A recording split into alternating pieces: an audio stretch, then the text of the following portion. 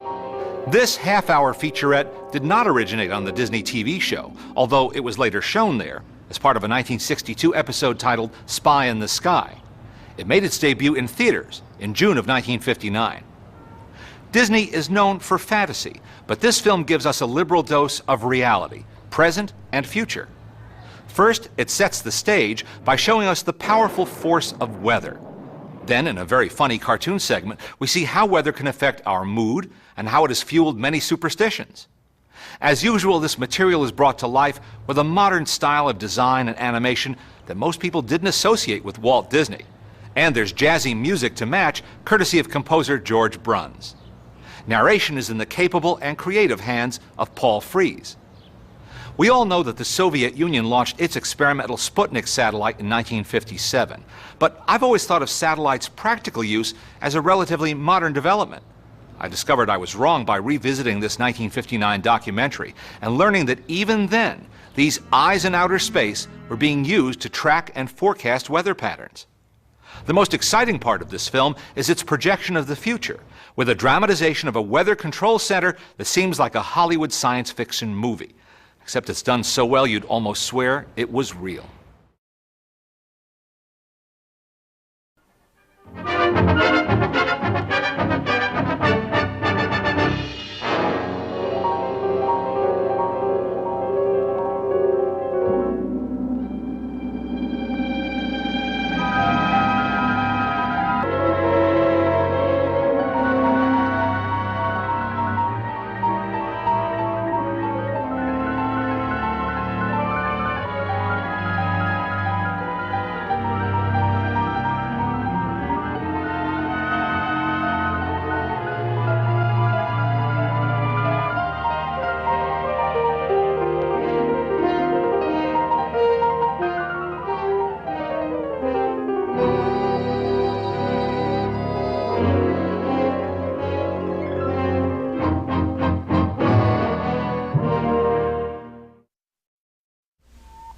The world of tomorrow and the instruments of science which are shaping it may seem remote and fantastic, but yesterday's fantasies are becoming today's facts. How will these great advances influence and benefit our personal lives? Here in this film is an answer.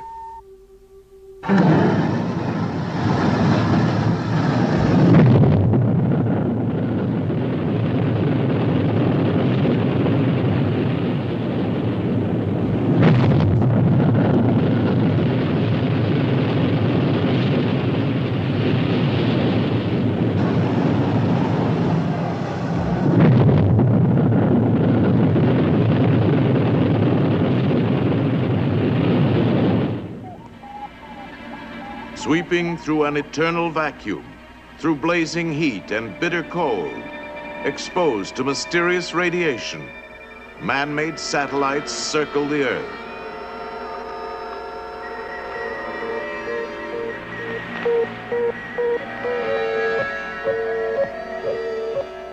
Traveling at fantastic speeds, these eyes in outer space give us knowledge for future exploration, and also vital information that will lead to a better understanding of one of nature's great forces, the weather.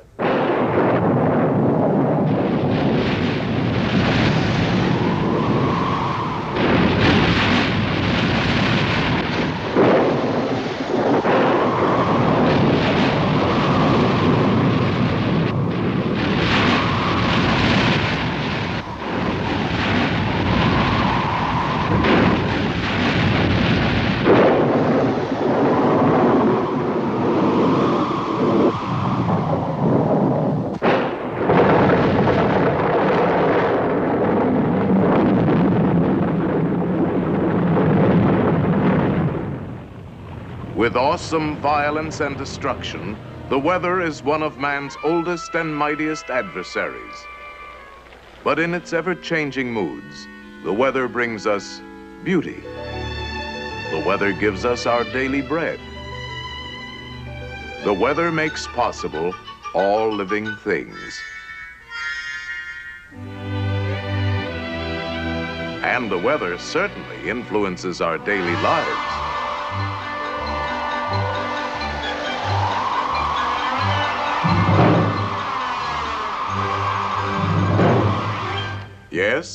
We have always been at the mercy of weather.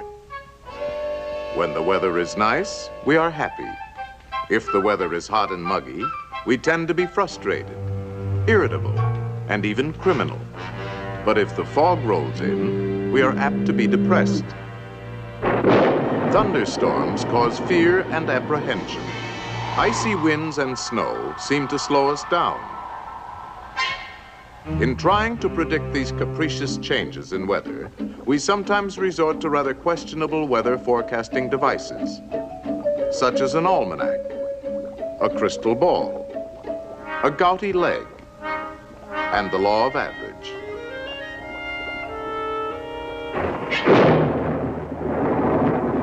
April showers bring May flowers.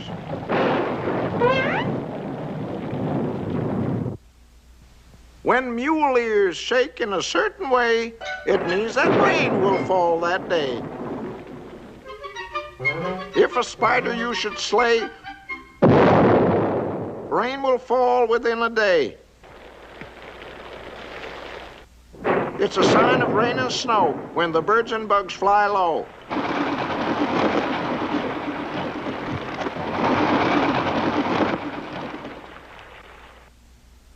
As the weather is on New Year's Day, for 30 days 'twill stay that way. As the weather is on January 2, for February and September the same holds true. As the weather is on January 3, so the last 3 months of spring will be. As the weather is on November 21, so the coming winter's one. So, as the coming winter has a New Year's Day, and if the fine weather holds its sway, the weather's bound to stay that way forever, ever, and a day. Well, no matter how we try to predict the weather, of this we can be certain. It will always be with us. To understand it, let's look into any ocean, lake, pond, or puddle. Here in this watery world, cool and calm as can be, lives this damp little drip floating peacefully. But when the heat's on, the sun comes out. The rays, they agitate him, make him jump about. Well, he gets all shook. Look out, stand back. He's going to blow his stack. The drip evaporates, and then he's joined by his friends. They're together again. They float up high on the moist, warm air. We can't see them, but they're still there. They fly way up where the cold's intense, then back into droplets. They condense, and that's what makes a cloud. But when too many droplets crowd a cloud, that crowded cloud, he cries out loud. That's the way we get the rain. Well, look who's here, the little drip again.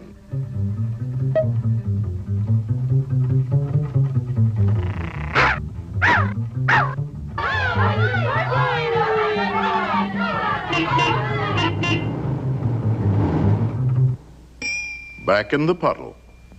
Heat, beat, rise, skies.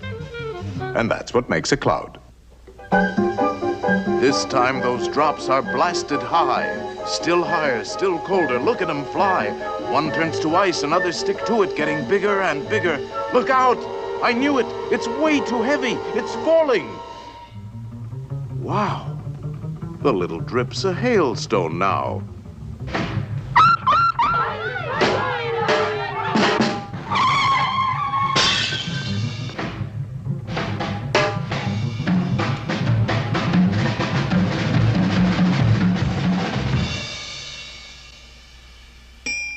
He's back just where he was before, and the whole thing's ready to start once more. This constantly repeating cycle of weather may seem capricious and without direction, but throughout nature there is order. Weather is a constant blending of the basic elements: air, water, and sun. It all starts with the sun. This tremendous white-hot ball of gas, 750,000 miles across, supplies the power that drives our weather machine. The sun is a gigantic atomic furnace, consuming itself at the rate of billions of pounds of matter per second. Across its boiling surface drift mysterious spots. Solar flares surge in flashes of raw energy. Writhing, flaming clouds of incandescent hydrogen gas explode hundreds of thousands of miles into space.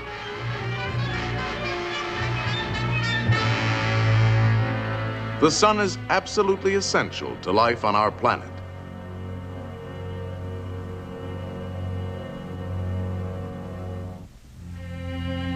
Our Earth is surrounded by an envelope of air.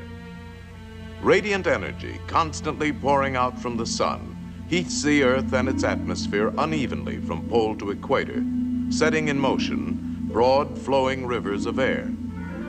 Wherever opposing currents of air develop, giant eddies and whirlpools are formed. These are traveling areas of low pressure in the atmosphere. The clash of these opposing air streams causes clouds to form and usually brings stormy weather. Between the areas of low pressure, there are eddies rotating in the opposite direction. Here, air pressure is high. This usually brings clear skies and fair weather. By charting their positions each day, weathermen can estimate the course they will take and the weather that will result.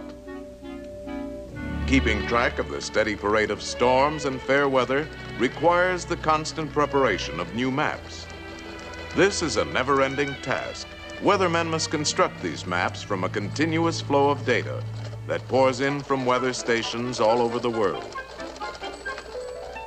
In remote, isolated areas, in crowded cities, in high-flying aircraft, and in ships at sea, modern weathermen depend on a variety of specialized instruments to gather information.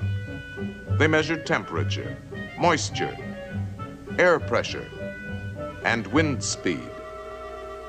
Balloons carry instruments aloft, automatically radioing back information. New radar techniques locate and track storms. And modern electronic computers now play an important part in weather forecasting by their ability to store and rapidly process vast amounts of data. But today, we are just beginning to understand something of the forces behind the weather. Scientists realize they must search in many directions and ask countless questions. For instance, can future weather be predicted by looking at the past? Does the slow advance and retreat of glaciers over periods of centuries indicate cycles in the Earth's climate? Past records of bird and animal migration, or the migrations of man, may furnish clues. And even ancient tree rings give an indication of wet and dry periods. The vast unexplored polar regions of the Earth pose another kind of question. What effect do these frigid areas, covering millions of square miles, have on the weather of the entire world? Auroras, the ghostly lights that flicker in polar skies, tell something of what happens when energy from the sun plunges into the sea of air that surrounds the Earth. Adventurous scientists are probing the atmosphere itself, climbing to incredible altitudes in their search for knowledge. New scientific tools are being used, rockets launched from balloons. And rockets launched from the ground carry instruments higher and higher. Unfortunately, these flights last but a short time, and only a small amount of information can be obtained. But now we have more advanced scientific devices for gathering data continuously over long periods of time, not only from the atmosphere, but from space beyond. Artificial satellites. Satellites reach into the unknown with instruments that duplicate man's own senses. The eye of the satellite is a photocell or a radiation counter. Its ear, a tiny microphone. Its memory, a tape recorder. And its voice is a radio transmitter. Here, these instruments are placed in an actual weather satellite, designed to record the cloud formations covering the Earth. In this cross-section view, we see how all the instruments have been reduced to an amazingly compact unit, weighing but a few pounds. Here is one of the electronic eyes of the satellite. This eye converts the light reflected from land, ocean, and cloud into electrical impulses. These impulses from the eyes are changed into electronic signals that are recorded by this tiny tape machine. Recording continuously for periods of nearly an hour, this incredibly small instrument remembers everything the weather satellite sees. Triggered by a radio signal from Earth, the recorder plays back the stored information in only 1 minute. These precious reports on the Earth's cloud patterns are received by specially designed stations on the ground. The radio signals from the satellite are now converted back to a moving pattern of light on the oscilloscope, and finally translated into a picture of the cloud formations the satellite has seen during one trip around the Earth. Today's weather satellites are small and are designed to do a limited job. However, they are the first step forward to larger and more versatile space explorers of tomorrow. These future satellites will be the key to precise forecasting and control of weather. Let us project our present knowledge with a little imagination and speculate on how satellites might be used in future operations from a worldwide weather center. This is the master control room. Electronic maps and view screens display up-to-the-minute pictures of the weather around the Earth. Every hour, reports are automatically received from all points at sea, on land, and in the air. 22,000 miles out in space, 3 robot satellites train their sensitive television eyes on all parts of the Earth. These pictures are monitored on viewing screens in the Weather Center.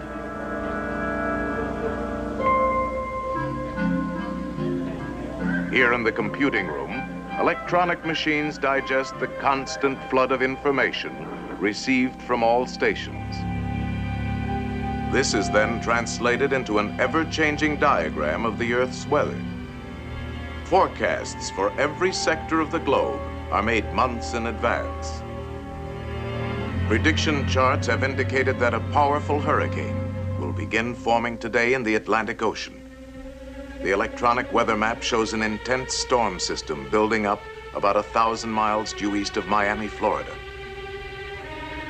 The controller calls for a close-up satellite view of the troubled area. Coordinates. Coco 526, Yankee 2.5. Okay, controller. Coco 526, Yankee 2.5.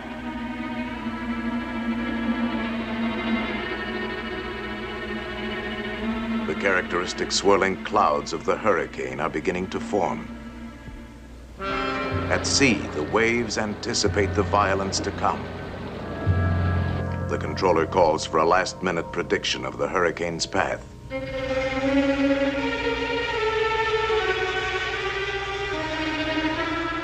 If control measures are not begun at once, the hurricane will smash across densely populated areas within 48 hours. 11 a.m. EST. A hurricane is forming 960 miles east of Miami, Florida. If control measures are ineffective, it will pass inland at Cape Hatteras in 48 hours. Control operations will begin within 2 hours, but safety precautions should be completed from Cape Fear, north no later than 6 p.m. tomorrow. At Weather Central, the control strategy is mapped out. A ridge of high pressure slants across the eastern United States between 2 low-pressure storm systems. If these 2 storm centers are intensified, the high will build up along the coast, forming a barrier that will turn the hurricane out to sea. Stand by. Now pulling in satellite number 1 for visual check of low-pressure systems L20 and L21. The operator brings the satellite into focus on the 2 storms. One centered over Kansas, the other over Labrador. Changing the northeastern low, L21.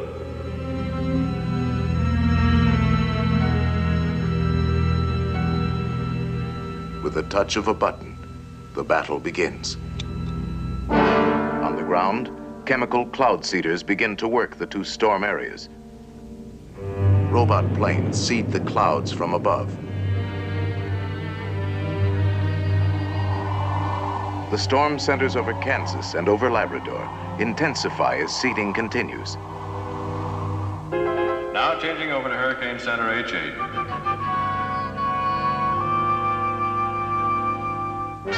The fury of the hurricane mounts as 100-mile-an-hour winds lash the sea to a foaming frenzy. All stations, Sector C. Activate Phase 2, Control Plan Delta. Set vapor rockets for 42,000 feet. Execute. As an emergency measure, the controller calls for a salvo of vapor rockets to be fired ahead of the path the hurricane is predicted to take.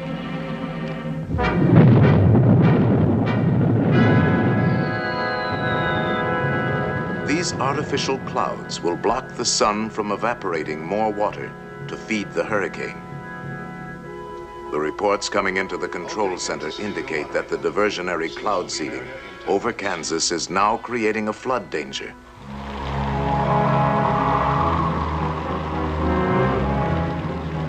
Specially equipped robot aircraft are dispatched immediately to release a high concentration of cloud seeding material into the fringes of the storm. Heavier seeding from the ground also helps to subdue the rain by spreading it over a wider area. The controller calls for another view of the hurricane, which has now moved closer to the coast.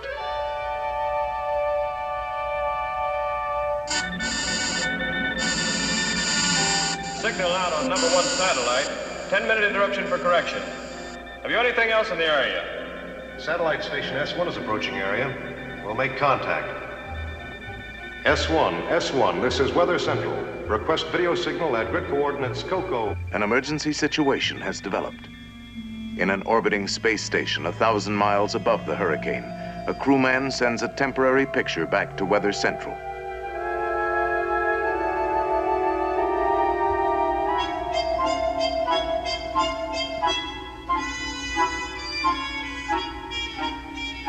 Okay, S1, your video is R5S5. Thank you.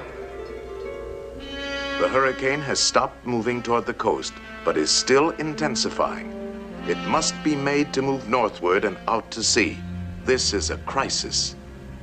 Aberdeen Station, activate multiple seeding rockets on course 117. The controller decides to fire cloud seeding rockets just ahead of the hurricane, hoping to start it moving.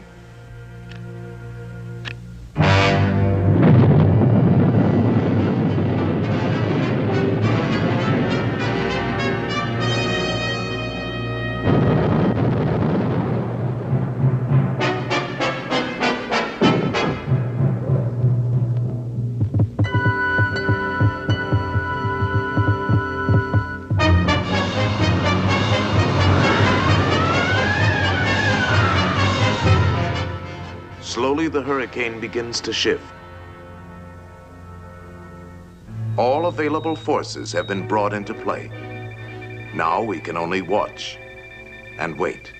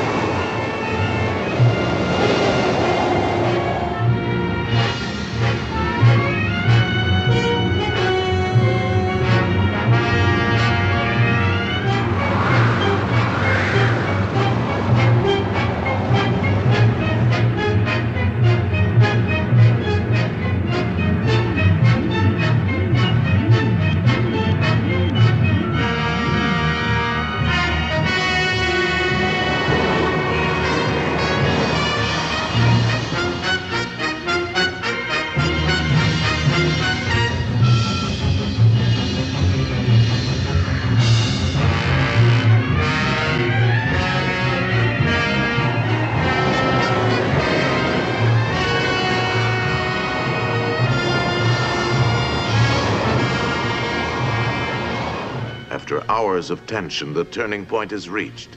Latest reports indicate the control strategy is successful. At last, the high-pressure ridge has settled along the coast, forming an invisible wall of safety.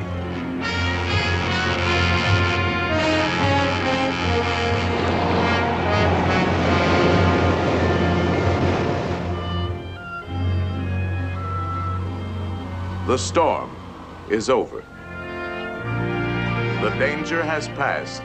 The hurricane has been defeated, turned away from the land, and left to spend itself harmlessly far out at sea. In the world of tomorrow, weather control will enrich and safeguard our daily lives.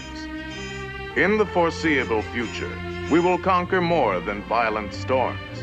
We will turn the destructive elements of today into new sources of power, shaping the land on which we live.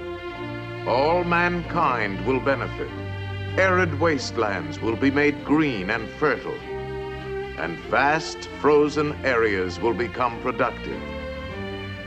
To this end, man-made satellites will probe the secrets of the skies. They will be our eyes in outer space.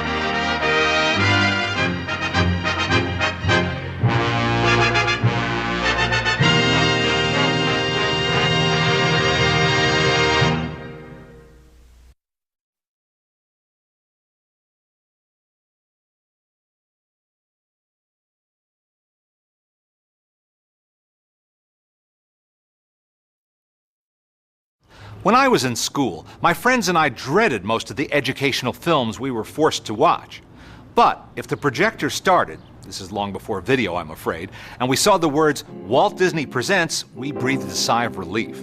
That's because we knew we'd be entertained, and we'd learn things in creative ways our teachers could never compete with. After all, the people who created these so-called educational films were the same people who made Snow White and the Seven Dwarfs, Bambi, and all the other great Disney features. I don't know who but Walt Disney would have even attempted to tell the story of atomic energy within the framework of an hour-long entertainment show. But he was deeply committed to science and education, and even put his team to work on this book, which accompanied the TV show and became an enduring success in its own right. Our Friend the Atom premiered on January 23, 1957. Typically, the program takes us back to ancient Greece and then marches through the centuries to show us milestones in scientific progress. And just as typically, the Disney folks managed to sugarcoat the learning process by comparing atomic energy to a genie in a magic lamp. But this isn't patronizing. It makes every point crystal clear, even to a scientific dunderhead like me. I can't think of a more perfect way to illustrate an atomic chain reaction than using mousetraps, as they do in this film. Dr. Heinz Haber is our host and guide, and while he's not the most charismatic man in the world, he does his job well. Most importantly, he stresses the point that atomic energy can be a terrible force unless it is tamed. I think it's safe to say that back in the 1950s, neither Dr. Haber nor Walt Disney envisioned the potential problems that would come to be associated with nuclear power. They saw it as a clean source of energy with no downside whatsoever. So, as you watch this film, please bear that in mind. After all, Walt was an optimist. Who else would have called a program like this Our Friend the Atom?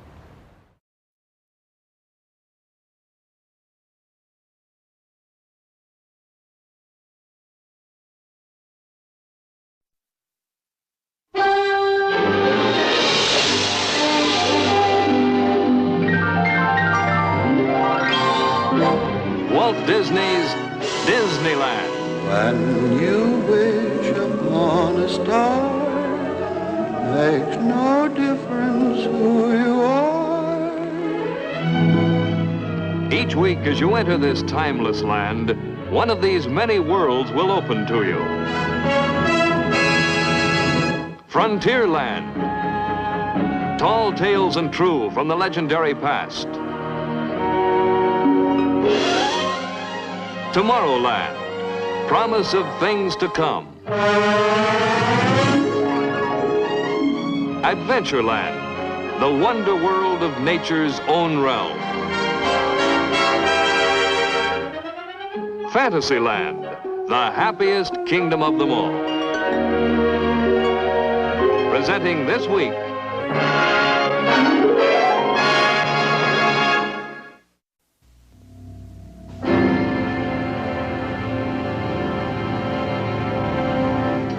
Many years ago, a prophetic writer and engineer told of the genius of one man who discovered the very power of the universe and harnessed it to propel his ship 20,000 leagues under the sea. But the hero of that story was afraid to let this power fall into the hands of an immature mankind. And so he chose rather to destroy his own work.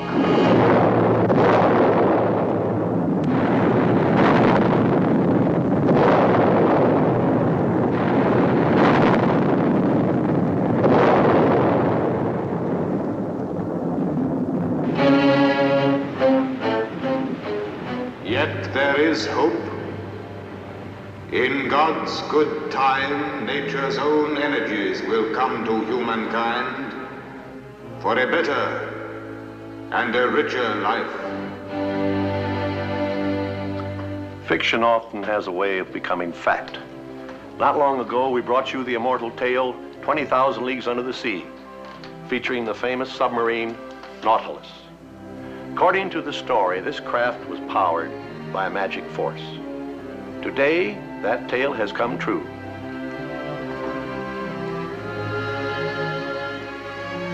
This is a model of the real Nautilus, the world's first atom-powered ship. It's the first example of the useful power of the atom that will drive the machines of our atomic age. The atom is our future. It is a subject everyone wants to understand. So we felt it was the most important topic for a Tomorrowland program. In fact, we considered it so important that we embarked on several atomic projects. For one, we made plans to build an exhibit at Disneyland that will show you atomic energy in action. Now, our atomic projects here at the studio are twofold. We prepared this program and also a book so that we could tell you this important story in full detail. Both grew together. We gave them the same title, and many of the illustrations appear in both. As you can see, we found ourselves deep in the field of nuclear physics. Of course, we don't pretend to be scientists. We're storytellers. So we combine the tools of our trade with the knowledge of experts. We added a nationally known scientist to our staff to head our new science department. His first assignment was to write the book on the atom and to help us in developing this program. And here to tell you the story of our friend the atom is the author of our book, Dr. Heinz Haber. As we developed our story of the atom, we made an amazing discovery.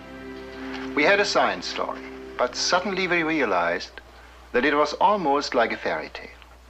By a strange coincidence, our story turned out to be like the old fable from the Arabian Nights, the fisherman and the genie. This tale tells of an age-old wish of man, a wish to be the master of a mighty genie that does his bidding. There was once an old fisherman who lived in great poverty. One day, after casting his net many times, he happened to pull ashore a brazen vessel.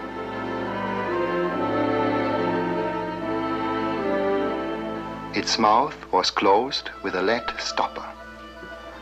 Marveling at his strange catch, the fisherman said, "I'll wager that whatever is sealed so well must contain something of great value."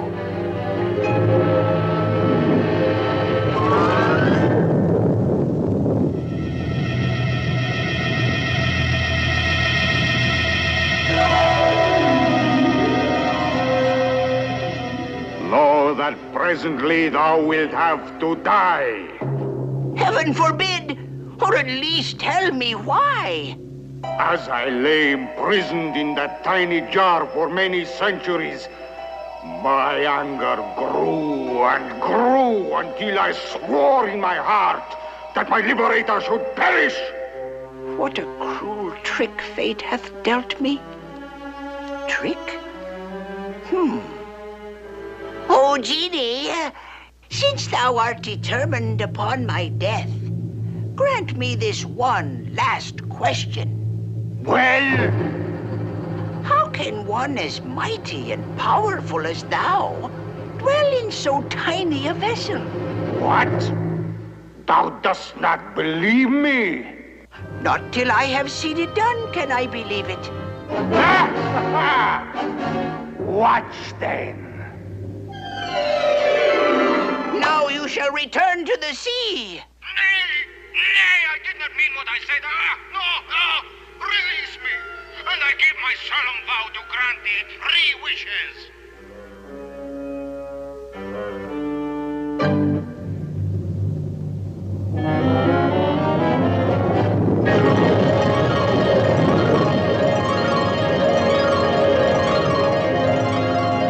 Strangely enough, our story is like that fable, come true through science.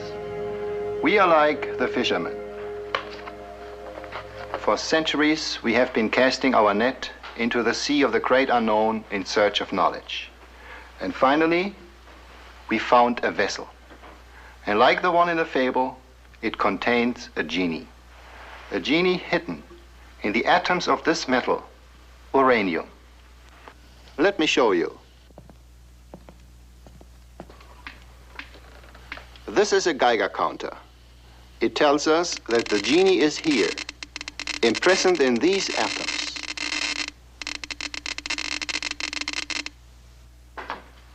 So this is our story. How the vessel was discovered, how the genie was liberated, how he first threatened to kill, and how he was finally harnessed to grant us 3 wishes. Our story begins in ancient Greece in 400 BC. At that time, man firmly believed that all things were composed of 4 basic elements: earth, air, water, and fire. But Democritus, a philosopher of that era, thought that these elements could be divided into smaller particles. In fact, he even gave them their name, atomos, which means indivisible. I crumble this earth to soil, and in turn crumble this soil to dust. Now, if I could reduce this dust into its smallest particles, these would be atoms. This beach appears to be a solid carpet, but on closer inspection, we see that it is made of millions of grains of sand. If we think of grains of sand as atoms and pack them together, they can be molded into any desired form. So it is in this way nature uses these tiny particles, these atoms, to build all things: the earth, water, air, and fire.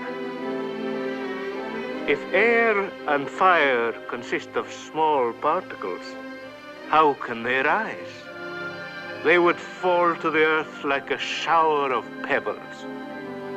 The man who disagreed with Democritus was Aristotle, a famous Greek philosopher. His philosophy shaped the thinking of man for the next 2,000 years. And so the idea of the atom was lost.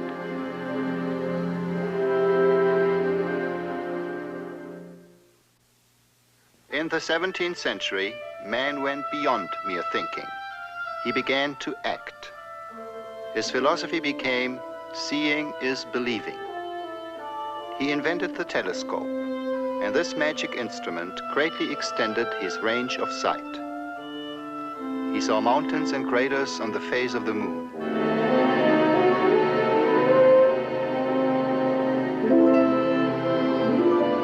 He found that the planet Venus also showed faces just like our moon,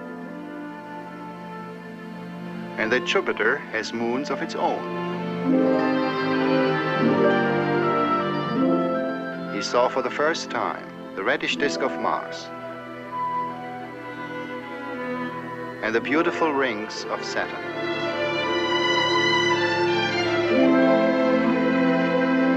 With a telescope, man discovered the universe in all its unbelievable richness.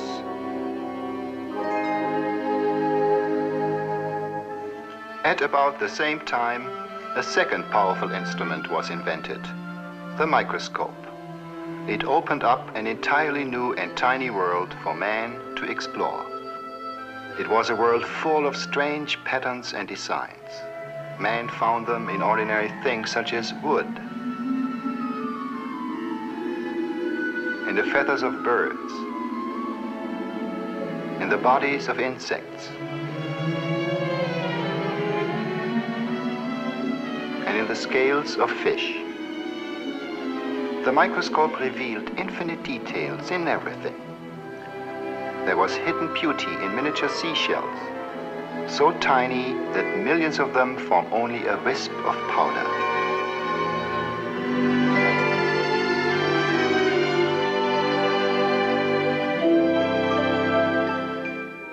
Even a single drop of pond water revealed forms of life never before seen. Tiny, one-celled animals and plants. The microscope gave man his first look into nature's miniature universe, a world teeming with fantastic forms of life. With the microscope, man also discovered the beautiful and regular forms of crystals.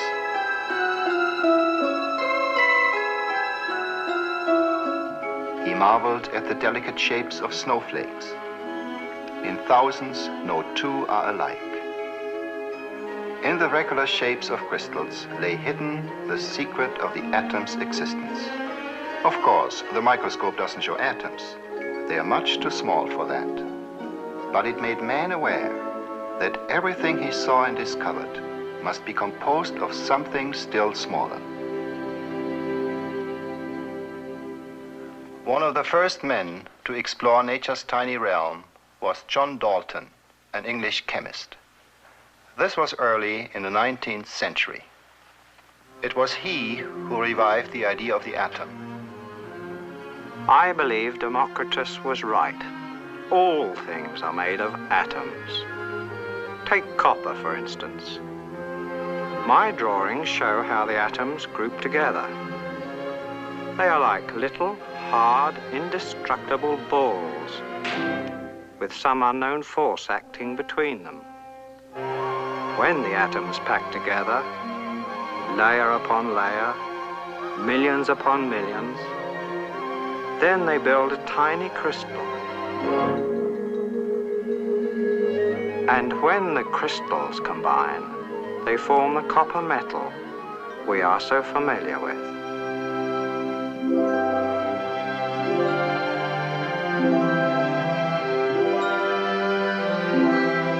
And there are also atoms for silver and gold. There are different kinds of atoms everywhere. Atoms for sulfur in a match.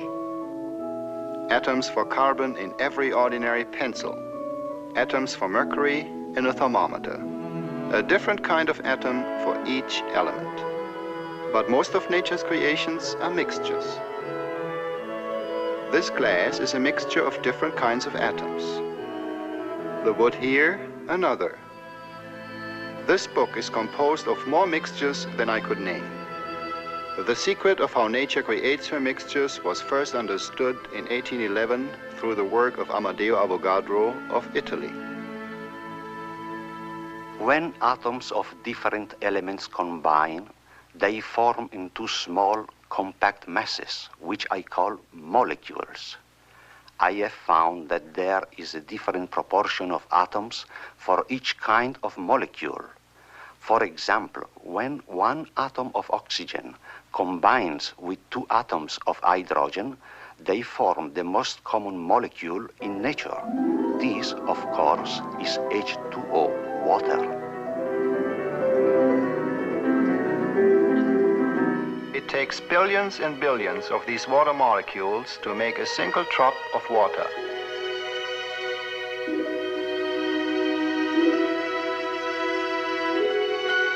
They are so tiny that they cannot be seen, even through the most powerful microscope.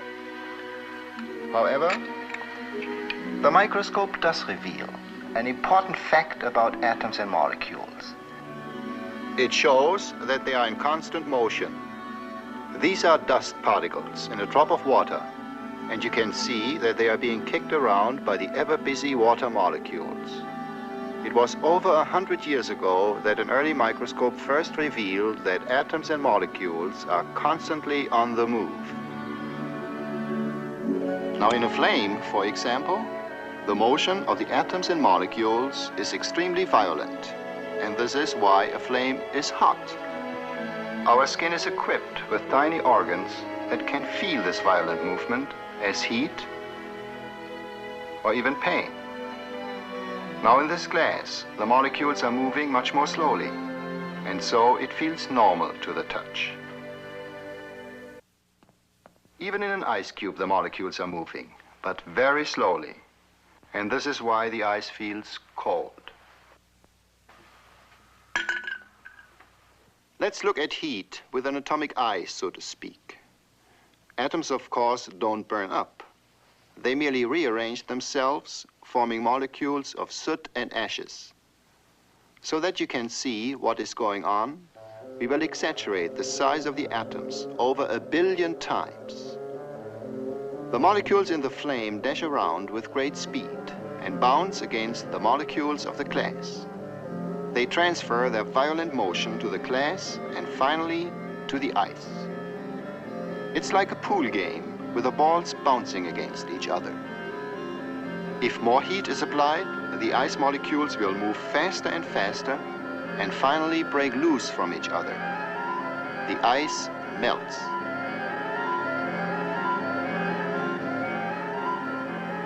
As the movement becomes more violent, the water begins to boil. The molecules are kicked away from the surface as steam. In hot steam, they're dashing around with great force. Enough force to bounce the lid of the jar.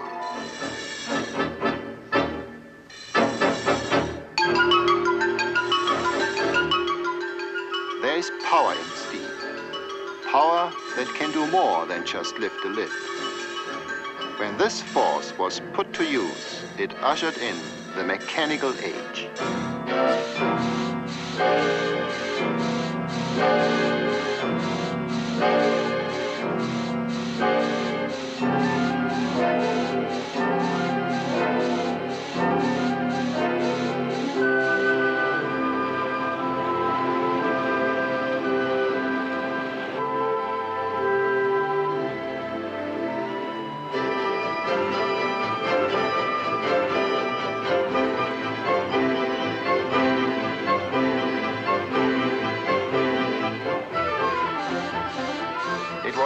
Steam that turned our generators to produce electric power.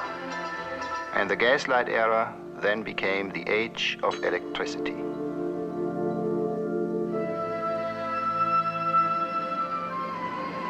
True, steam was a mighty servant, but it was a hungry servant.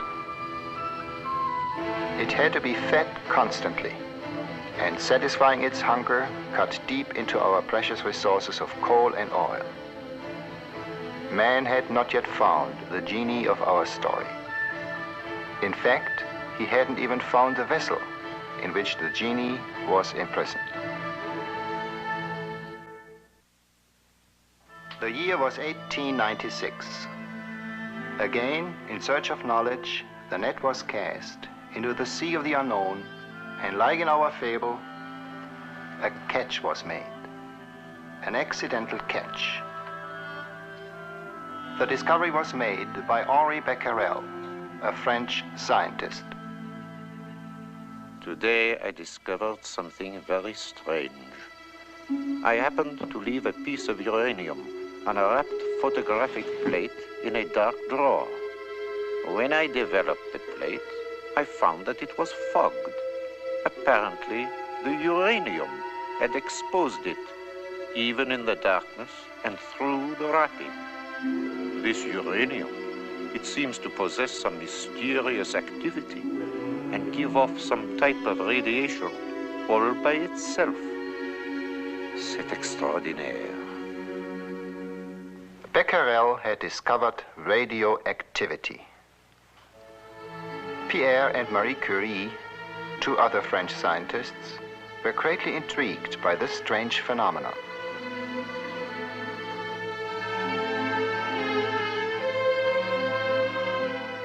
While seeking the source of the radiations from uranium, they discovered a new element which gave off even stronger rays.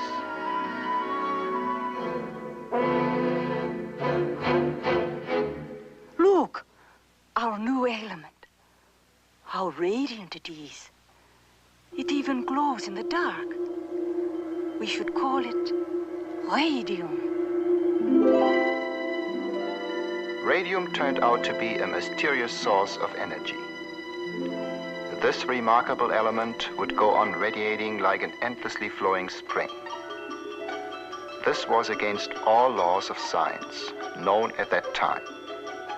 How could this tiny mass contain so much energy? This mystery shook the very foundations of science. It was finally understood in 1905 when Albert Einstein discovered an important new law. His theory showed that every mass contains a tremendous amount of energy. E stands for energy, M for mass, and c squared is the speed of light multiplied by itself. Now, c squared is a very great number. And so, if multiplied by even a small mass, the result will be a very great amount of energy. This is a cold scientific explanation, but its deep meaning can be easily understood through our fable. Einstein, like the fisherman, found that a mighty force was contained in a small vessel.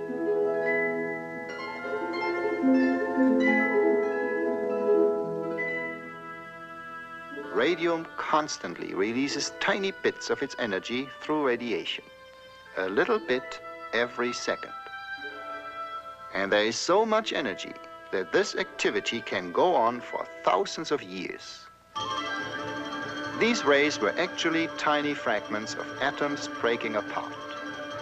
No longer could the atom be considered the smallest particle in nature. Evidently, the atom was not an indestructible little ball after all. But then, what was it?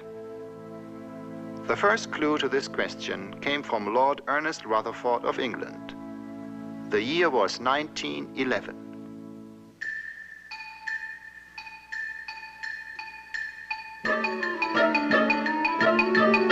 Today, I used the fast-flying fragments of radium as tools to probe into the atom. I placed a small sample of radium inside a solid lead block.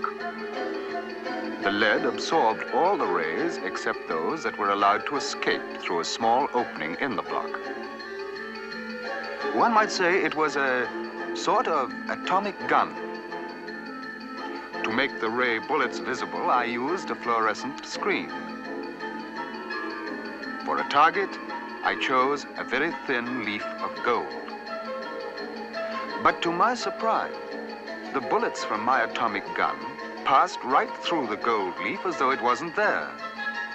It was like shooting at a ghost. This was truly amazing because the gold leaf was a solid wall, 2,000 atoms thick. So the atom can't be as solid as we always thought. Then, unexpectedly, one out of thousands of bullets ricocheted, striking something solid.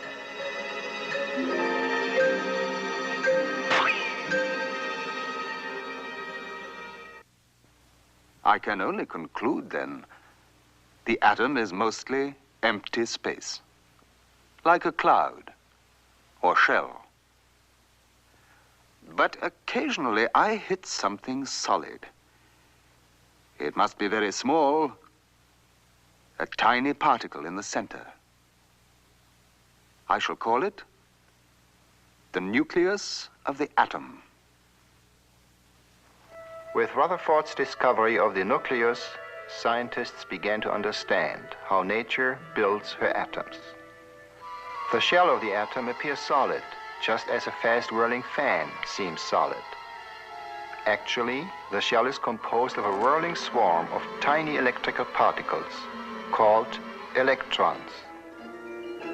They circle around the nucleus like planets around the sun. So the atom is like a tiny solar system. But scientists are ever curious. Like the fisherman who examined the vessel he had hauled ashore, they began to probe the atomic nucleus for its secrets.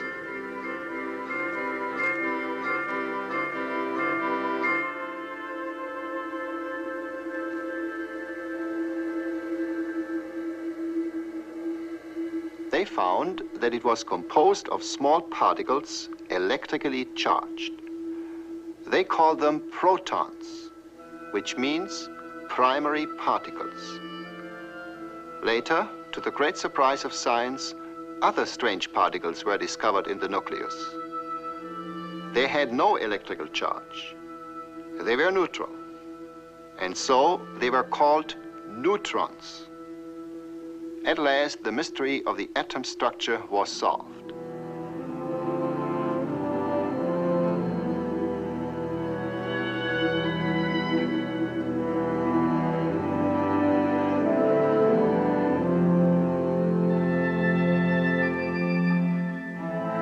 How amazing nature is. Think of it. There are countless solar systems of atomic suns and planets in everything.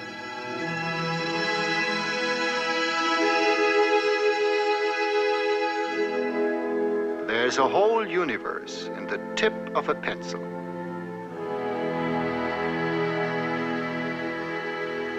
Even in this tiny pencil dot, there are billions of times more atoms than there are people on our Earth. There are many kinds of atoms.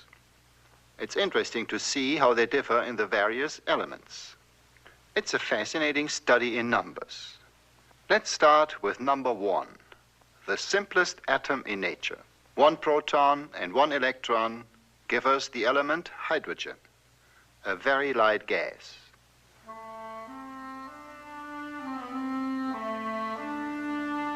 Nature always keeps an electrical balance in her atoms.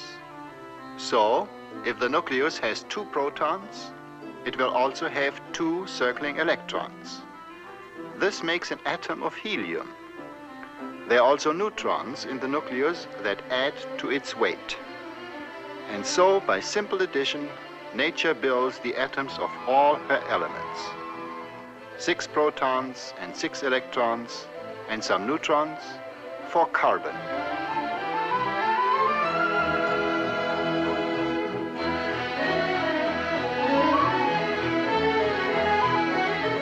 "16 and 16 for sulfur.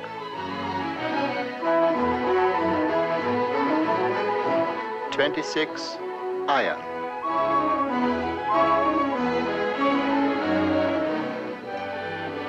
"47 silver.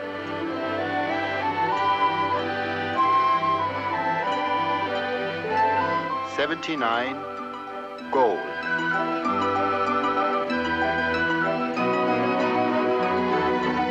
"92 uranium, the famous radioactive element.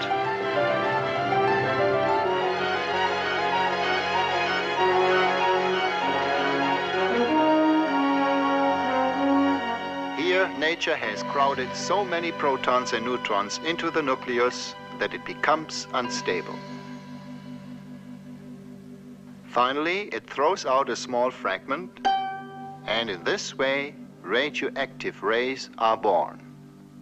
These rays cannot be seen, heard, or felt. The Geiger counter is used to detect their presence. It gives off audible clicks when the rays pass through it. And there is another instrument which even makes the rays visible to the naked eye. This special device is called a cloud chamber. It contains a tiny bit of radium which gives off a constant shower of atomic fragments. Of course, the fragments themselves are much too small to be seen, but you can now see their trails. Each new vapor trail shows that another atom has thrown off a fragment. Each atom does this only once in its entire life. But there are so many atoms that this activity is going on almost endlessly.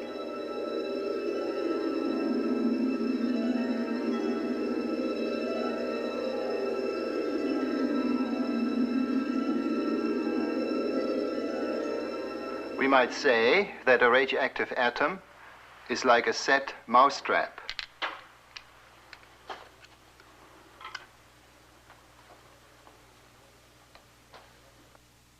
Both contain energy. The traps on this table represent the atoms in a piece of radium. Every so often, one breaks down all by itself, releasing a bit of energy. But radium is useless as a power source. There aren't enough atoms releasing their energy at the same time. But nature knows all the secrets of the atom. Since the beginning of time, she has used atomic energy to power the whole universe and to light the fires in the sky. The best example is our own sun. These are actual time-lapse pictures of the sun's rim. That vast display of energy comes from an atomic fire raging deep in the core of the sun. If this was an ordinary fire, the sun would burn to a dead heap of ashes within a few thousand years. But so much energy is produced by these atoms that the sun will go on shining for billions of years to come.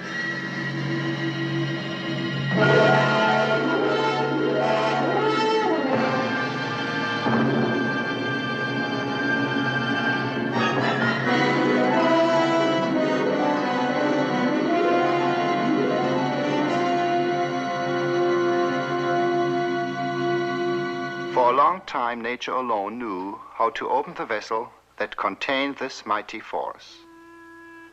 To man, however, the vessel remained closed.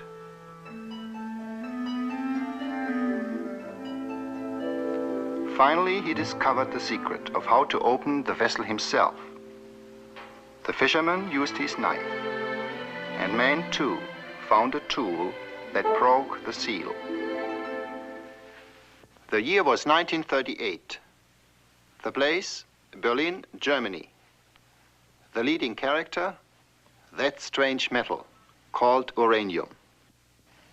Again, it turned out to be the star of a sensational scientific discovery.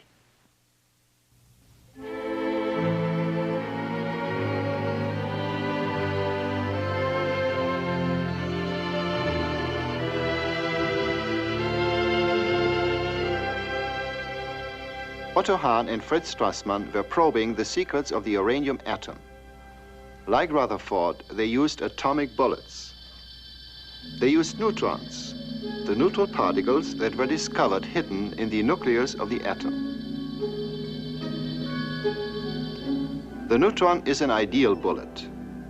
Since it is neutral, it isn't deflected by the electrical charge of the atoms and flies through them in a straight course. Finally, it struck a nucleus. The uranium nucleus split in two. Atomic fission had been accomplished. But this wasn't all that happened. Two neutrons were released from the split nucleus. One bullet was used to split the atom, and two new ones were created in the process. Now we have two neutrons to split two atoms. This implied a fabulous prospect, a nuclear chain reaction in uranium. Let's go back to our mousetrap atoms. We can create a chain reaction with them. We'll use our two ping pong balls for neutrons. They will be released when the atom splits. Now all these mousetraps are the atoms that will be in the game. They are set, loaded, and ready to go. To start the chain reaction, all we need is one neutron. It has to trigger just one trap. The ping pong balls that are released will set off two other traps. And then we'll have four balls flying to trigger more traps. I think you can see what is going to happen. Watch.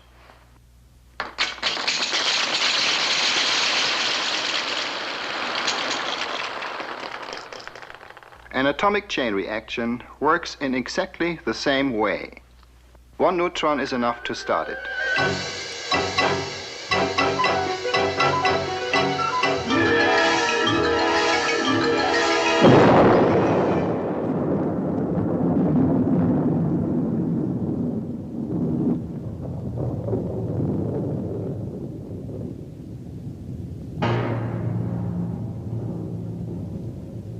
the atomic genie was freed, and his devastating force posed a fearful threat.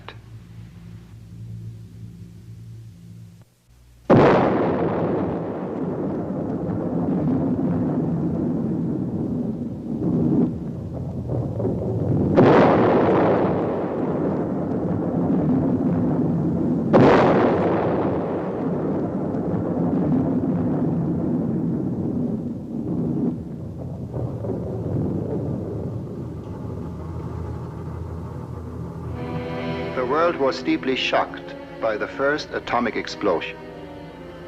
We all wondered if atomic energy had better remained a secret forever. We are like the fisherman. When he first beheld the frightful form of the genie, he too wished that he had never found the vessel. Know that presently thou wilt have to die. Heaven forbid! But our fable had a happy ending. The fisherman had his means of making a friend of his enemy. And fortunately, science has its way of doing the same thing. An atomic blast is more than a threat. It is also a regretful waste of heat and radiation. To make this energy useful, the explosion must be slowed down. Let me show you what I mean. Our mousetrap explosion can be slowed down with the aid of a slow-motion camera.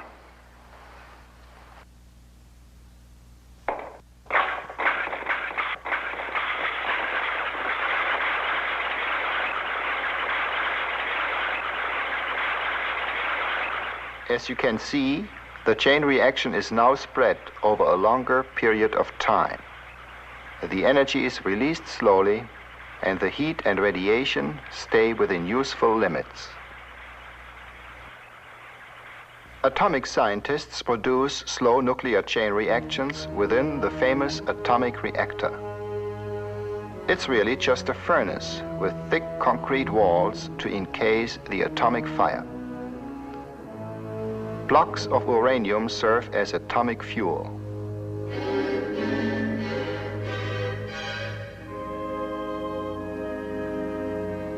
To slow down the chain reaction, control rods that absorb neutrons are inserted in the blocks. These rods act like a damper in the furnace and catch some of the flying neutrons and take them out of play. This allows fewer atoms to split and keeps the reactor burning almost endlessly at an even temperature.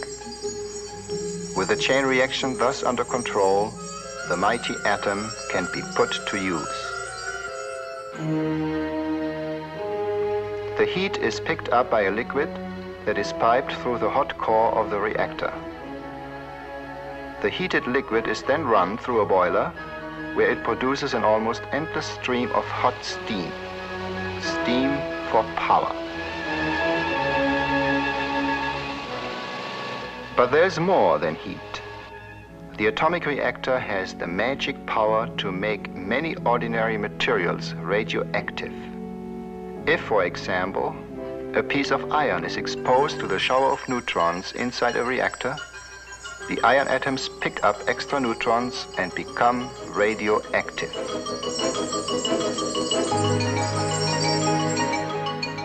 In this way, the reactor creates for us artificial radioactivity in many elements. Like natural radium, they are valuable tools in science and medicine. The atomic reactor, then, gives us a chance to make the atomic genie our friend.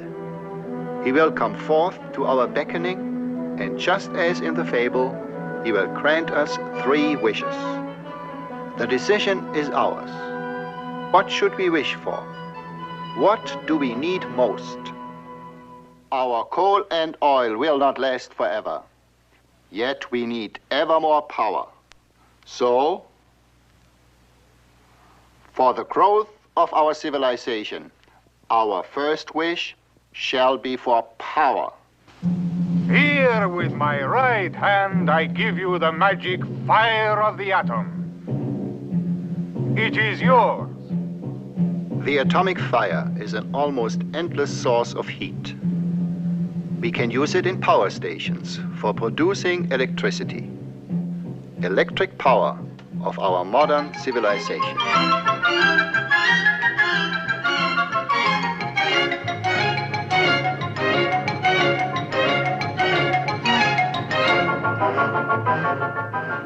And then, the atom will run our ships.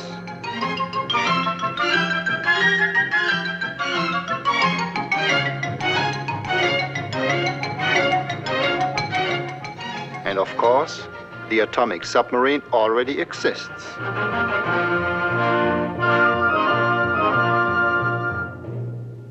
The atomic fire can heat air as well as water.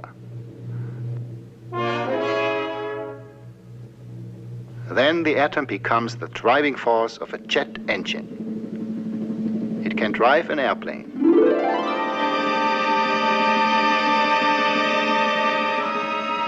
An airplane that circles the world many times without ever landing for fuel. And eventually the atom will help us to cast off the shackles of gravity and fly through the vast reaches of outer space. Here we are, burning up our coal and oil only to produce power. But now we have a new source of power. Clean, silent, plentiful.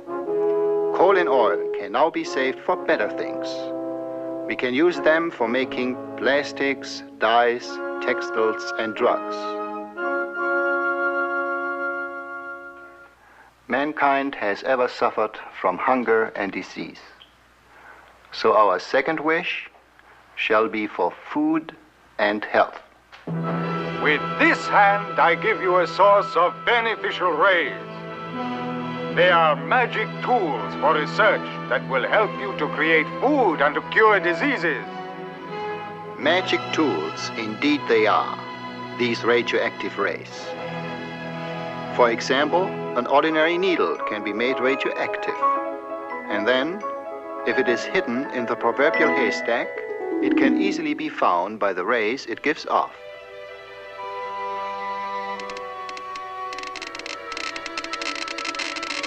Like this needle, all radioactive materials can be traced by their telltale rays. With radioactive chemicals, we can now literally watch how plants grow, and we can trace plant nourishments from soil to fruit. In this way, science will help to produce bigger and richer crops.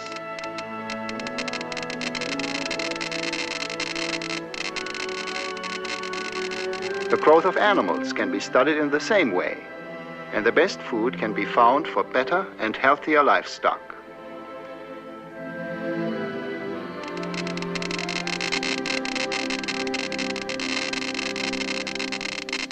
So the atom creates more food for our ever-growing population. And these same rays are the tools of atomic medicine. Radioactive sodium, for example, is used for timing the flow of blood through the living human body. It is injected into the arm, and then a Geiger counter will record how long it takes to reach the heart. This is a great help in recognizing heart conditions.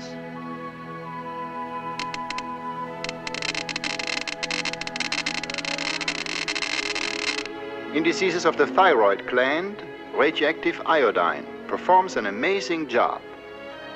If mixed in an atomic cocktail, it will gather in the thyroid because iodine is attracted to this gland.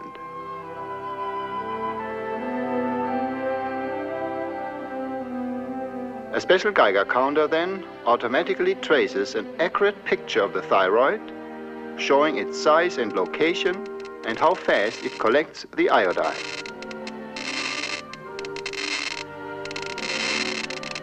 Radioactive elements can also heal. Phosphorus, for example, lodges in the bones, where its mild radiation can cure certain blood diseases. The patient carries his treatment with him, even while he works and sleeps. And then, radioactive cobalt is used in the famous cobalt bomb. But this bomb is a friendly one. One that is used in hospitals for fighting that dread disease, cancer. And there is left to us the third and last wish. It is an important choice. Many legends tell of how wishers made an unwise choice, and how their last wish destroyed the benefits of the first two. The atomic genie weighs in his hands the powers of both creation and destruction. As yet, the world has reason to fear those destructive powers. So our last wish should simply be for the atomic genie to remain forever our friend. We have inherited a wealth of knowledge from the great thinkers of the past. That this heritage would ever be applied towards destruction was farthest from their minds and hearts. It lies in our own hands to make wise use of the atomic treasures. Then the magic touch of the genie will spread throughout the world, and he will grant the gifts of science to all mankind.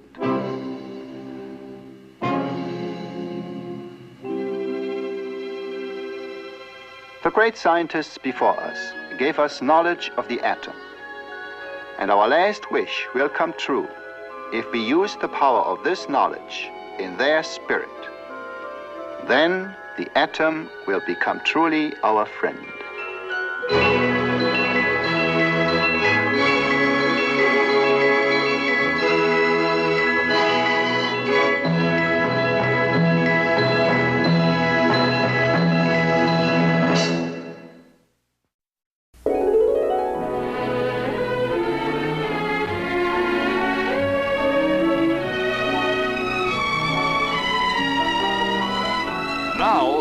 In motion picture theaters everywhere, you'll be able to see for the first time Walt Disney's new Technicolor feature, Westward Ho the Wagons.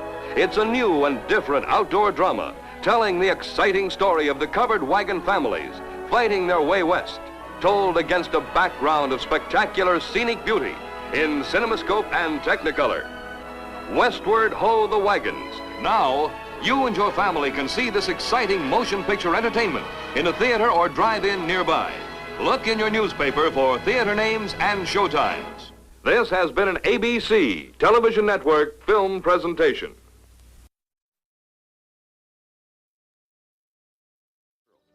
Here's an exceptional piece of film made by Walt Disney in October of 1966 to tell the people, and especially the legislators of Florida, what he planned to do with the project then known as Disney World. Although it's been excerpted over the years, the entire film has never been shown to the general public until now. For me, the most exciting part of Walt's plan is EPCOT, not the futuristic theme park as it now exists in Orlando, but a model city. This had my head spinning when I was a kid, and frankly, I still find the idea captivating.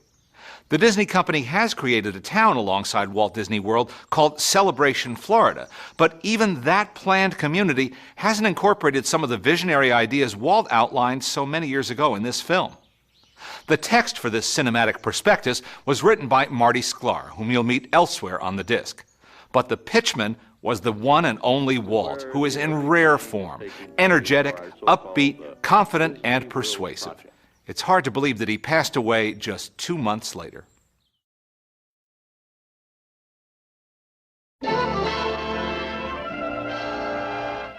Welcome to Disneyland, USA.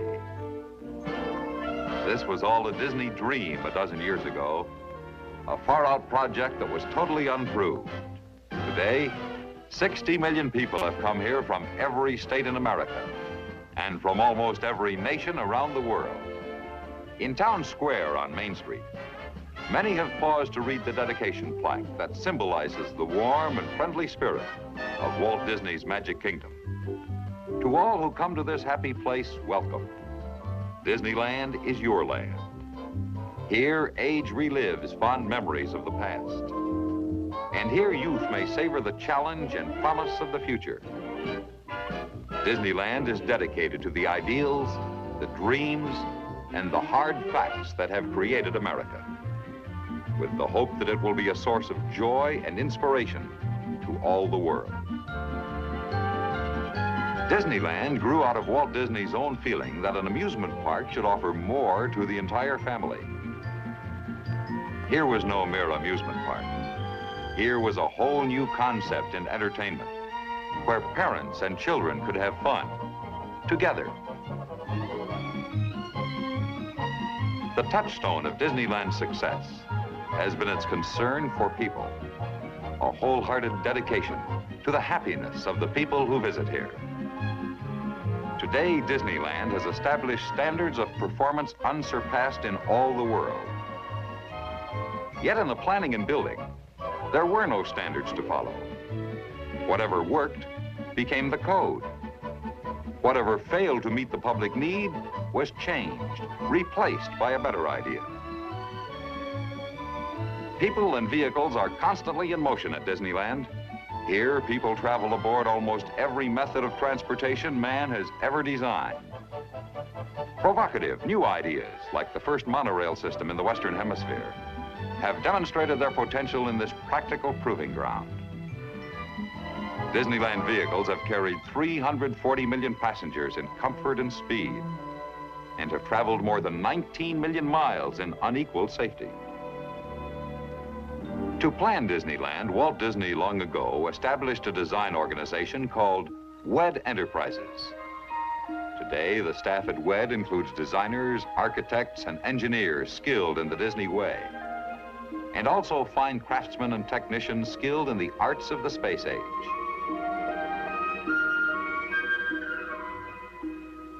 What WED does is called Imagineering, the blending of creative imagination with technical know-how. The talents of WED have gone to work outside Disneyland, too. At the New York World's Fair, 4 of the most popular attractions were Disney shows and corporate exhibits that skillfully welcomed and entertained more than 150,000 people every day.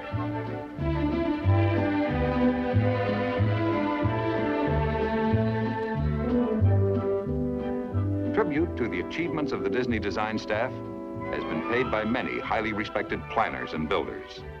Among them, James W. Rouse, developer of the new town of Columbia.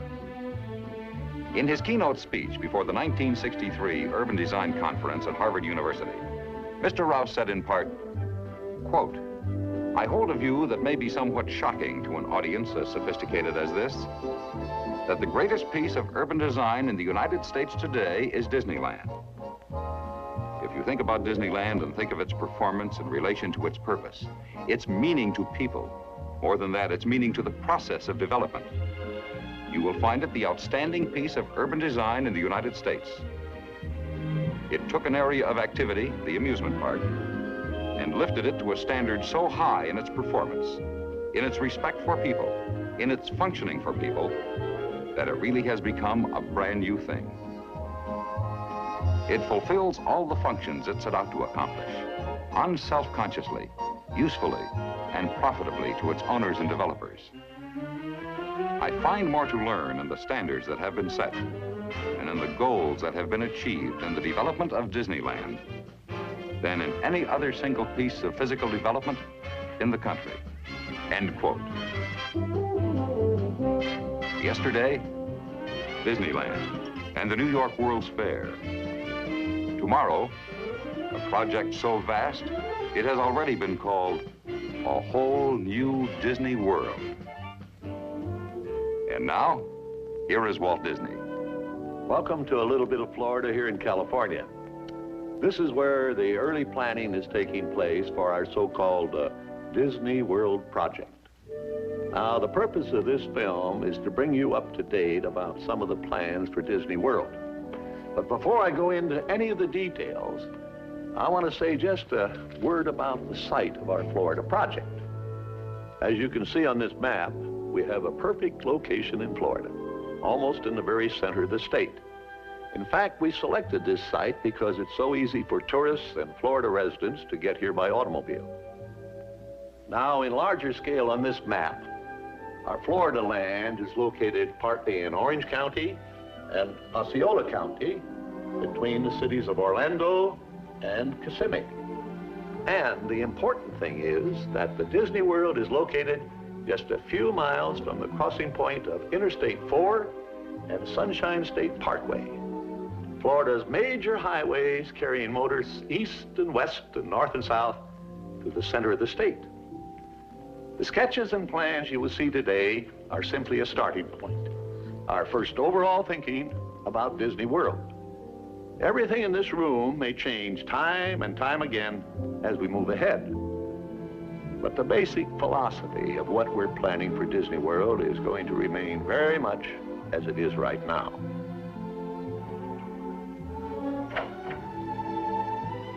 We know what our goals are. We know what we hope to accomplish. And believe me, it's the most exciting and challenging assignment we've ever tackled at Walt Disney Productions. Today, I want to share with you some of our ideas for Disney World. Now, the prologue to this film told you some of the philosophy that made Disneyland in California what it is today. Of course, there will be another amusement theme park in Florida, similar to the one in California. We're now developing a master plan that encompasses the theme park and all the facilities around it that will serve the tourists. Hotels, motels, and a variety of recreation activities. In fact, just this little area alone is 5 times the size of Disneyland in California.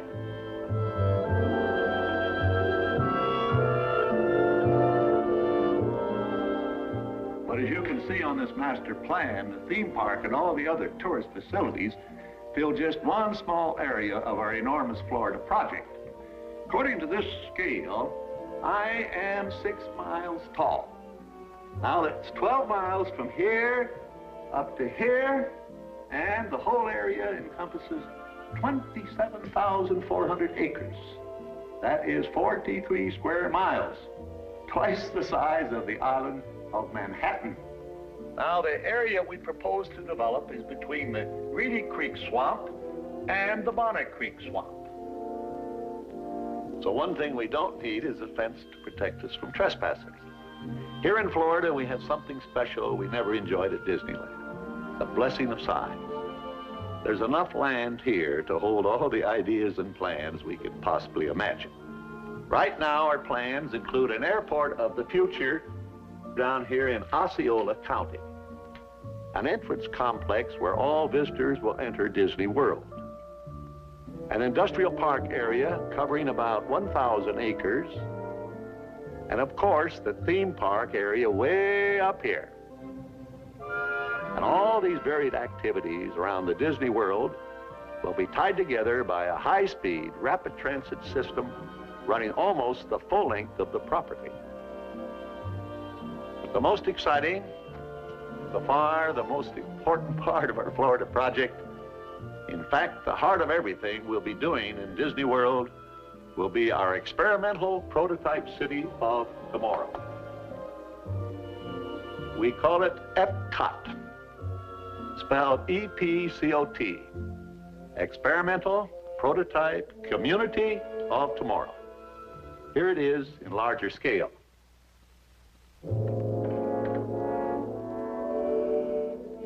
EPCOT will take its cue from the new ideas and new technologies that are now emerging from the creative centers of American industry.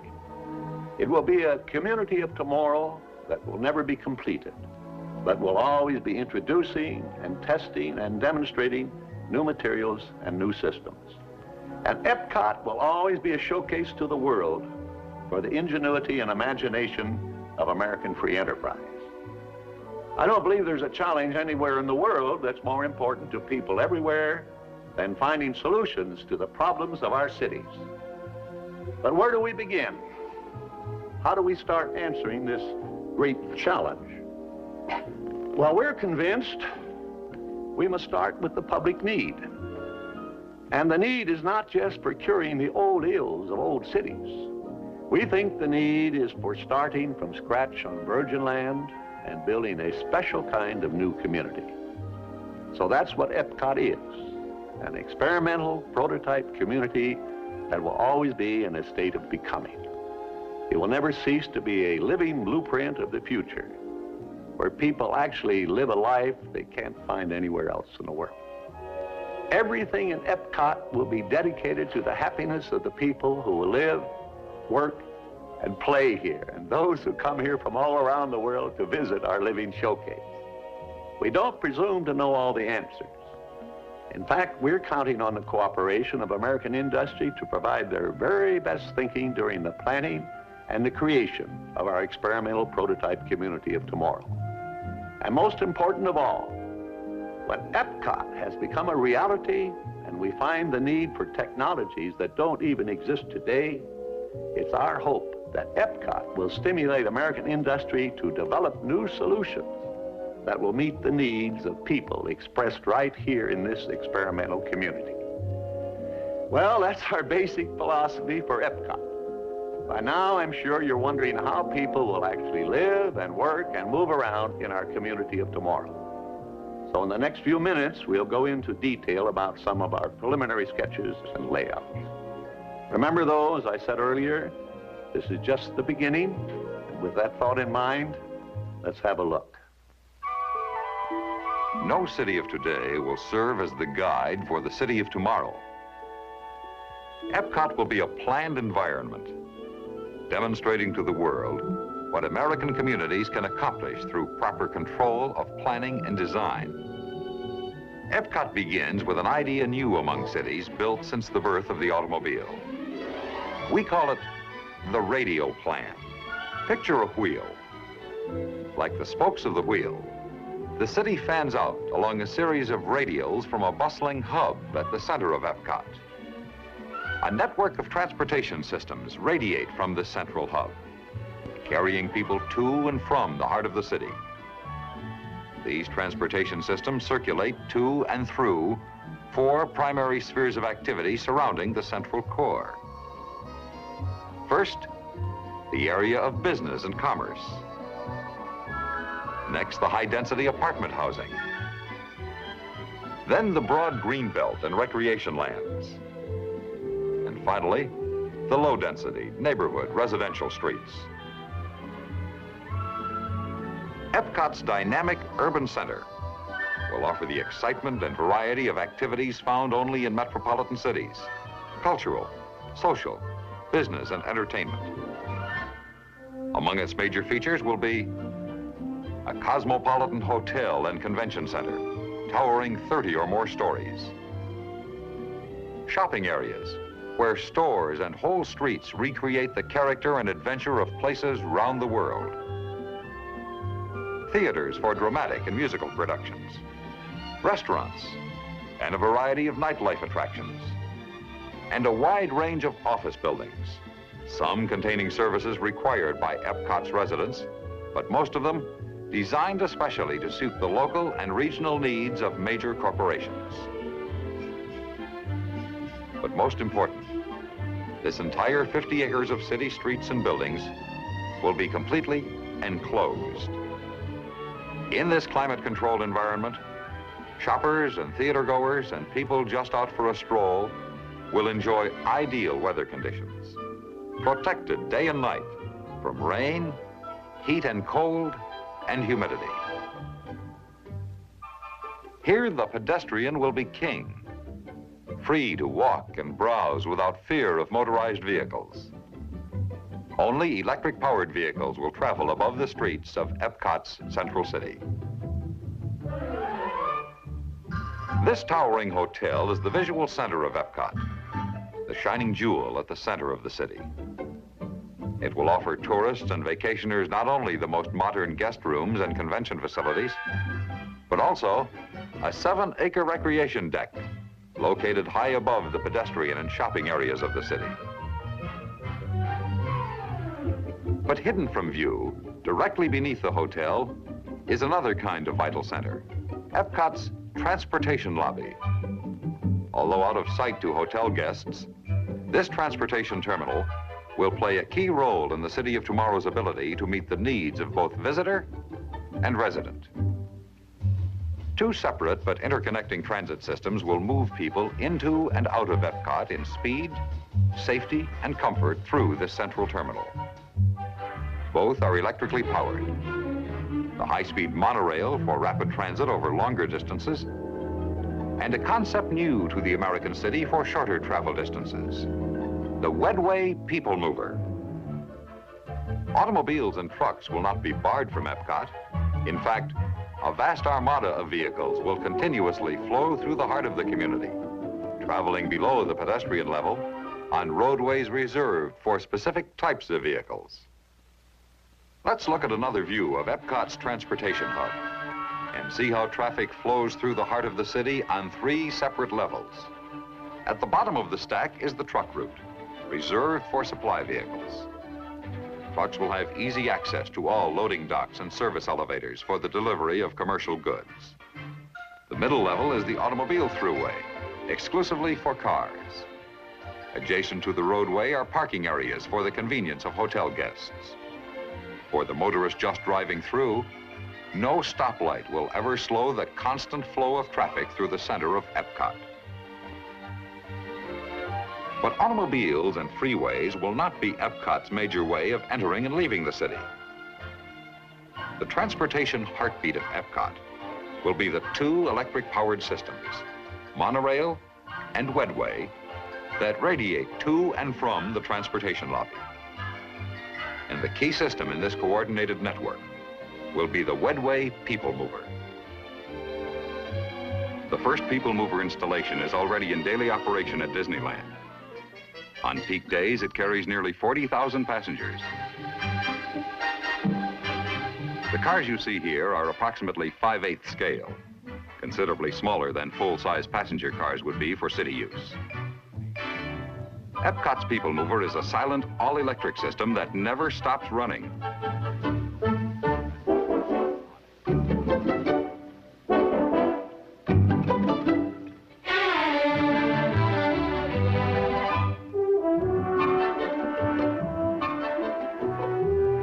These cars continue to move even while passengers are disembarking or stepping aboard.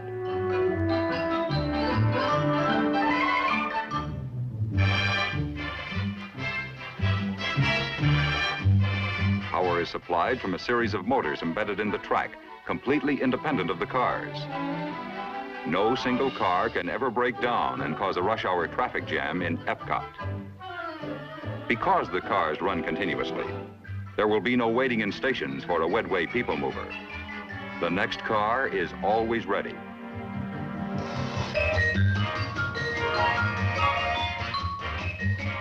Now let's go back to the transportation lobby and see how the Wedway will travel along one radial between the center of Epcot and a typical residential area. Leaving the transportation lobby, the Wedway trains travel above the downtown streets. Within minutes, the Wedway passes through the first station. Many people who work in the offices and stores of Epcot City Center board the Wedway here for their trip home. Some people leave the Wedway here, too. They live in Epcot's high-density apartments surrounding the Metropolitan Center. Most passengers who ride the Wedway live beyond the apartments and stay aboard the People Mover as it crosses Epcot's sheltering greenbelt.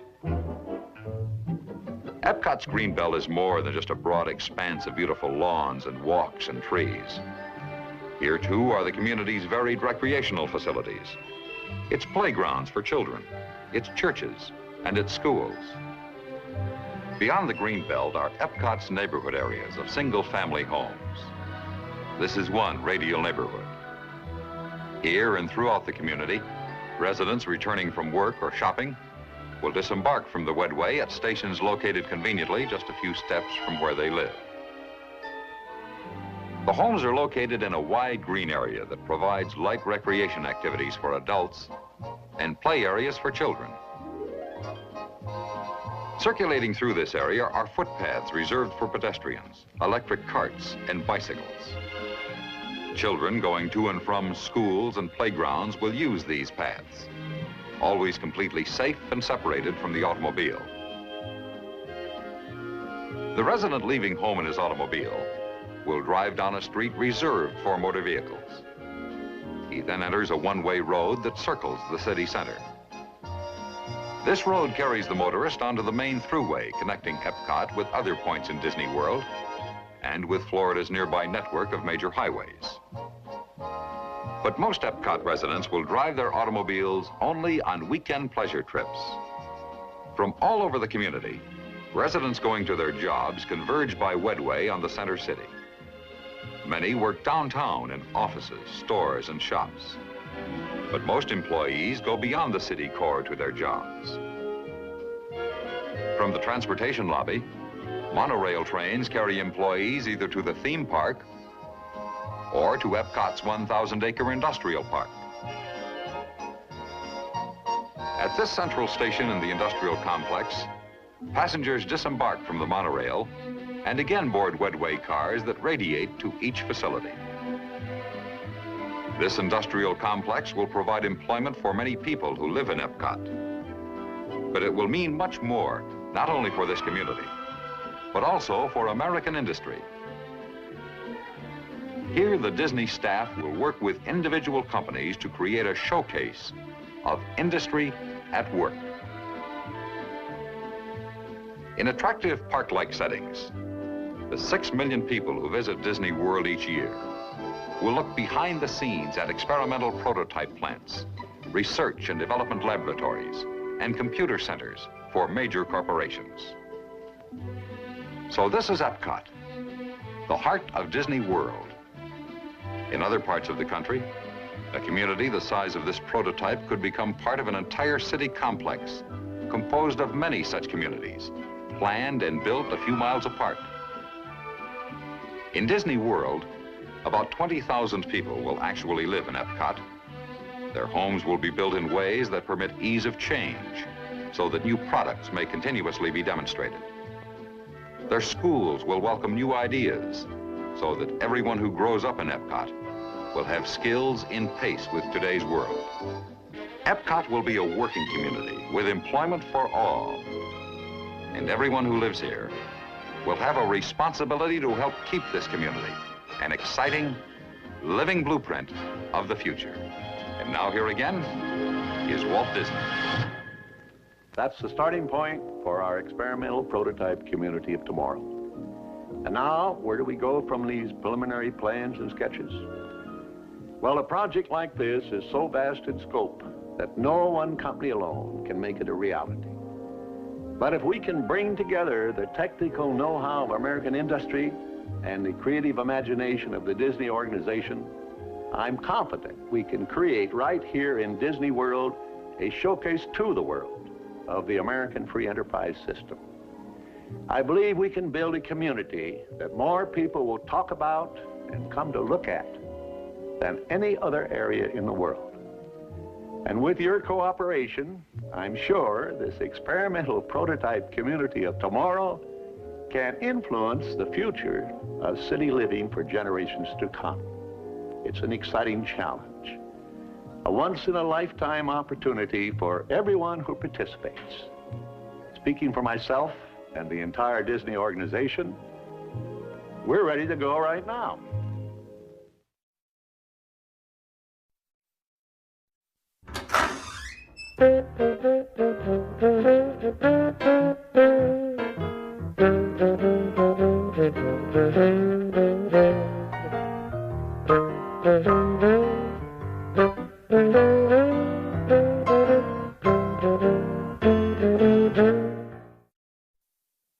Hello, I'm Leonard Maltin, and I have seen the future.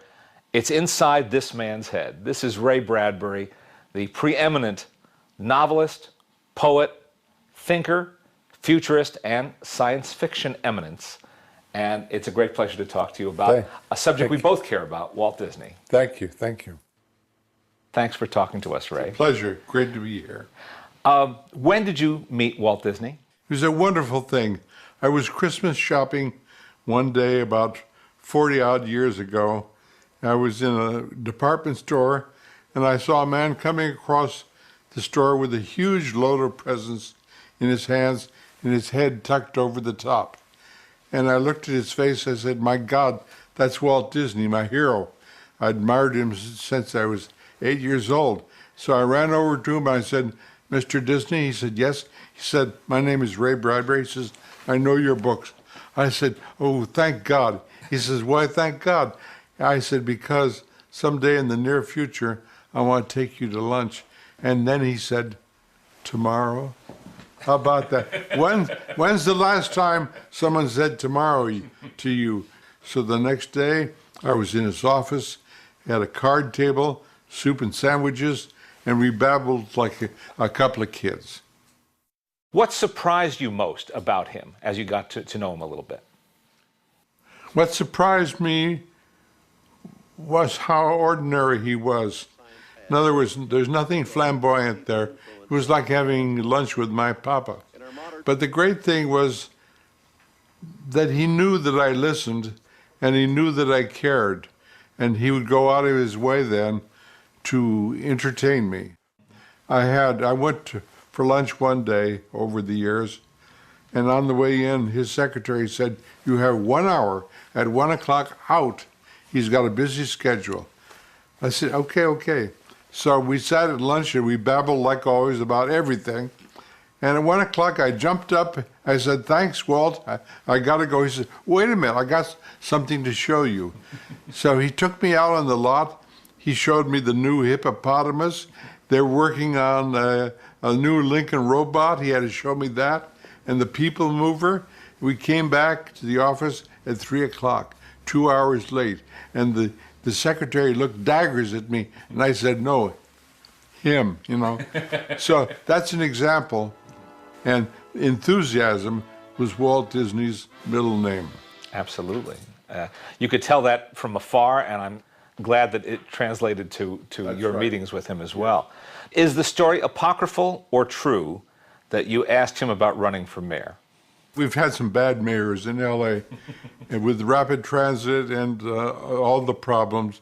And one day at lunch I said, Walt, I really think you should run for mayor.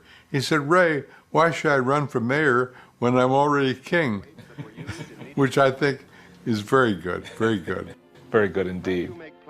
One aspect of Walt's personality and mindset and worldview was that he really was a forward-thinking man. And in many ways, I think he was a futurist. Would you agree with that assessment? He was ahead of everyone in the whole world, as far as I was concerned. The things he did as a cartoonist, an animator during the 20s and 30s, putting his reputation, his name, his money on the line. People told him that he couldn't make sound cartoons. He made them. They said, you can't make Snow White, it won't work. He put all of his money in that, got loans on his studio, put that out, very successful. Fantasia took a huge chance. It was years ahead of its time. It still is, still is. He gambled on that and for a little while lost because the film didn't make that much money. But then about 6 years later, it started going out in the world and people realized what he had done.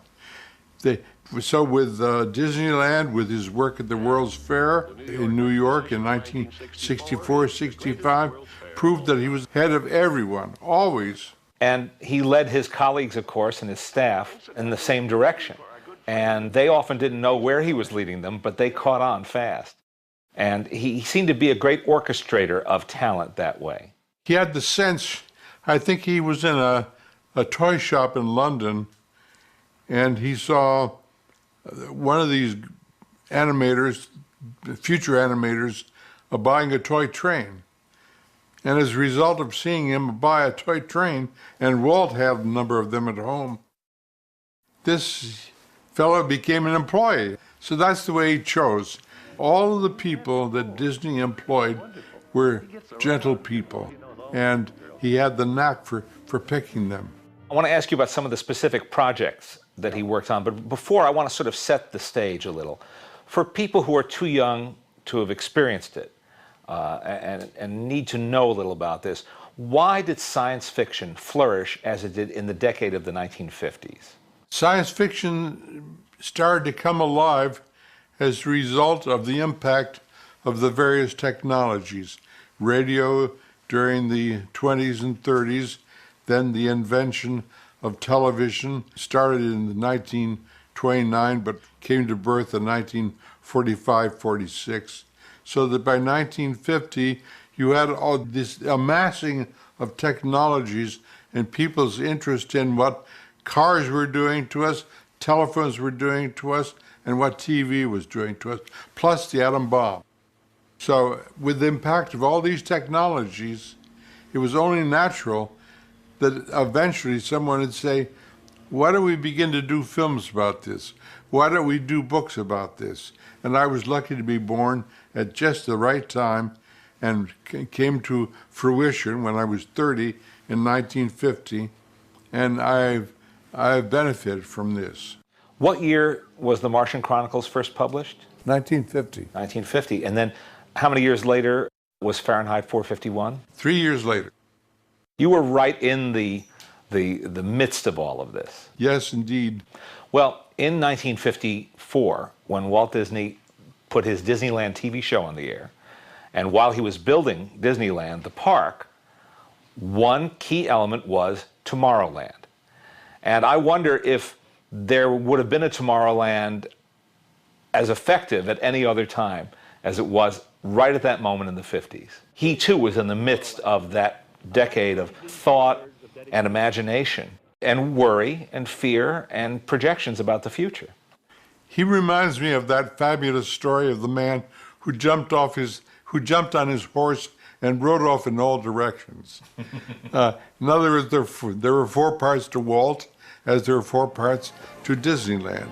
So he knew enough to pay attention to the past, he knew enough to pay attention to the present, and then he had the foresight to talk about the future.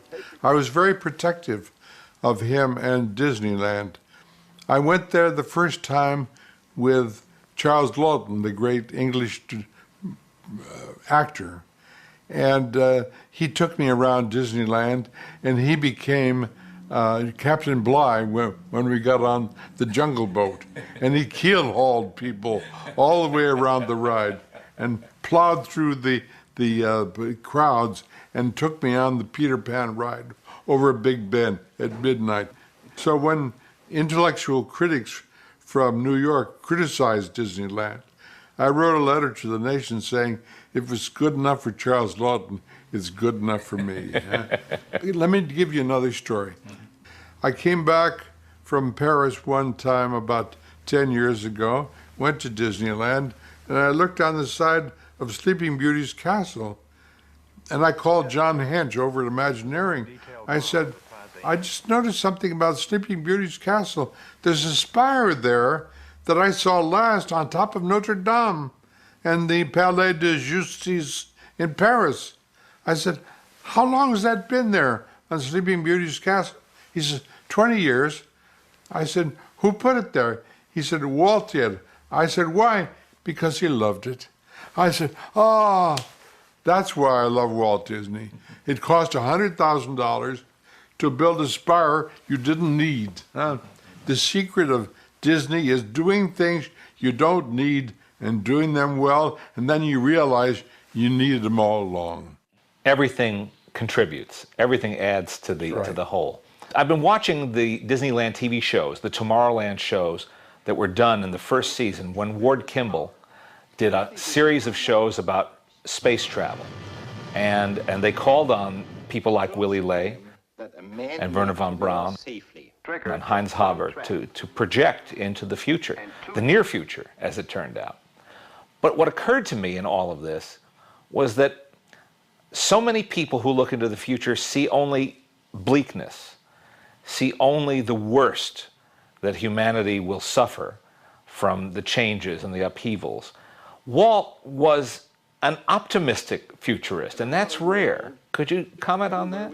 If there's any secret at all, it's because Walt, like myself, is not an optimist, but an optimal behaviorist, which means that every day of your life, if you behave well, you begin to feel well, So that's not false, that's real.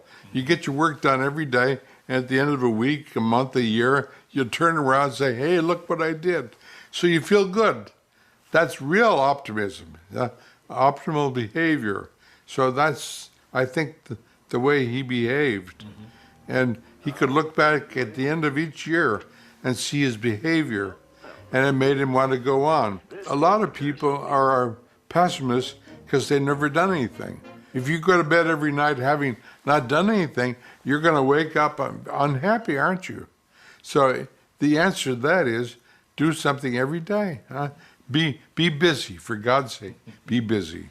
Well, he certainly subscribed to that. Yep.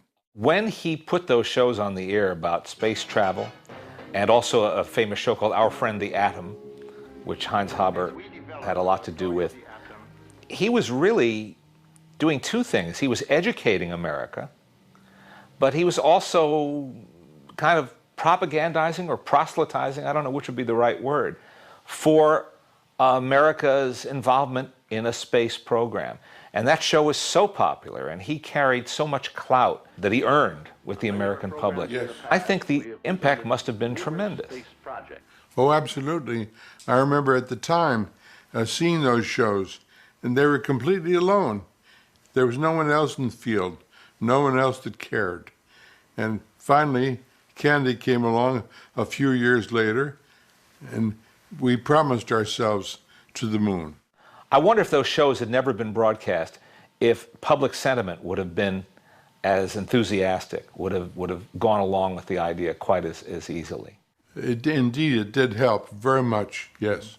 In fact, Disney used the term science factual because all of those shows were based on fact and based on the experience of these renowned scientists. How would you delineate the difference between science fiction and science factualism, if there's such a word? They're begging the question. The history of mankind is all science fiction. It starts on the walls of the caves in the south of France. You go and look at the walls of the cave, and they're covered with science fiction pictographs, pictures of men solving problems. How do you kill a wild boar? How do you kill an elephant? How do you kill a wildcat? So you have to dream killing in order to kill. You have to invent bows and arrows. You have to invent spears because a spear is an extension of your hand. A bow and arrow, all these things are extensions of the mind. So you dream a thing first. That's science fiction, primitive science fiction. Then you build it, and it's science fact. But the science fact comes after. You can't claim a thing as science fact. You have to do the dreaming first.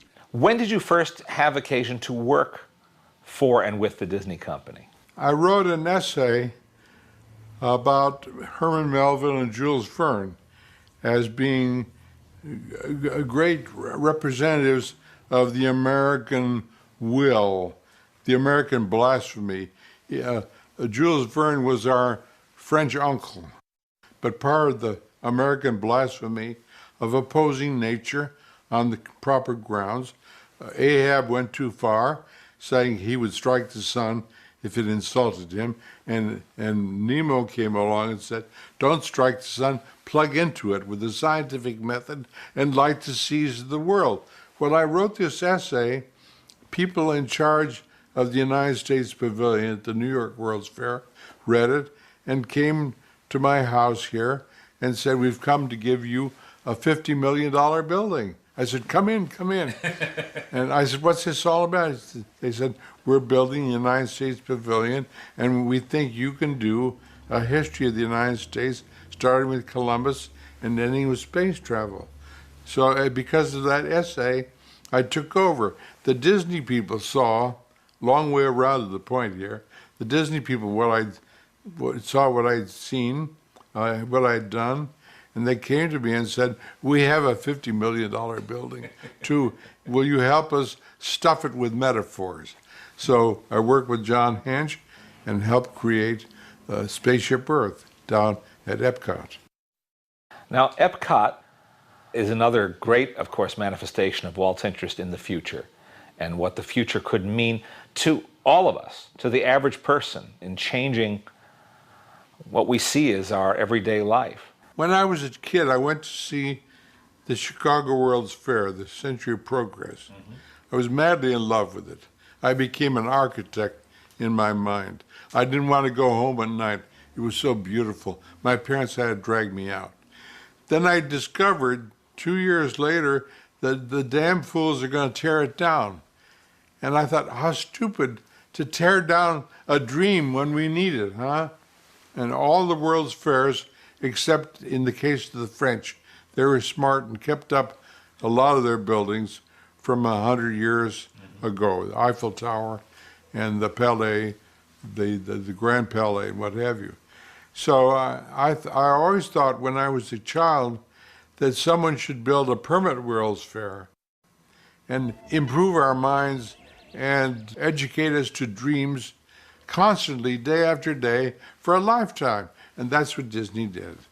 They built EPCOT. It's a permanent World's Fair.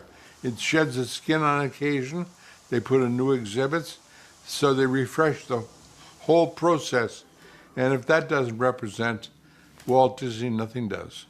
Now, he had originally dreamed of building a community, a city of the future. Yeah. That was his first design for EPCOT. I always thought that was such a fascinating idea. Do you think it could have worked? It needed the dream at the center. You can't just have a community.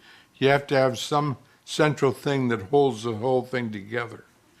And so I think EPCOT holds the community together, and they're building things around the edge now. Eventually, all of Walt's dream will be complete. Does it make sense to you, looking back at Walt's career, that this man who started with animated drawings should become an urban designer? That's a great thing. I'm glad you asked that, because he built Disneyland, because it was full of things we didn't need but really needed. We don't need a lot of trees, you plant them. We don't need a lot of benches, you put them down. You don't need a lot of flowers, you plant them. That's French. That's out of Paris, the environment of Paris that Walt learned and grew up with. So he built Disneyland as an example, a way of living, not just an entertainment center. You can go there and sit on a bench and people watch, because it's a happy experience. Why? The flowers, the trees, the fountains, all over and above all the other elements. So he was teaching us urban planning, though he didn't intend to do it. I took some architects out to Disneyland, and I took them to meet John Hench 35 years ago.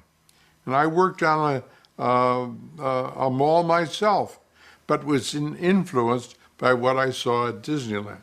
This goes way back to a time when he was still alive, huh?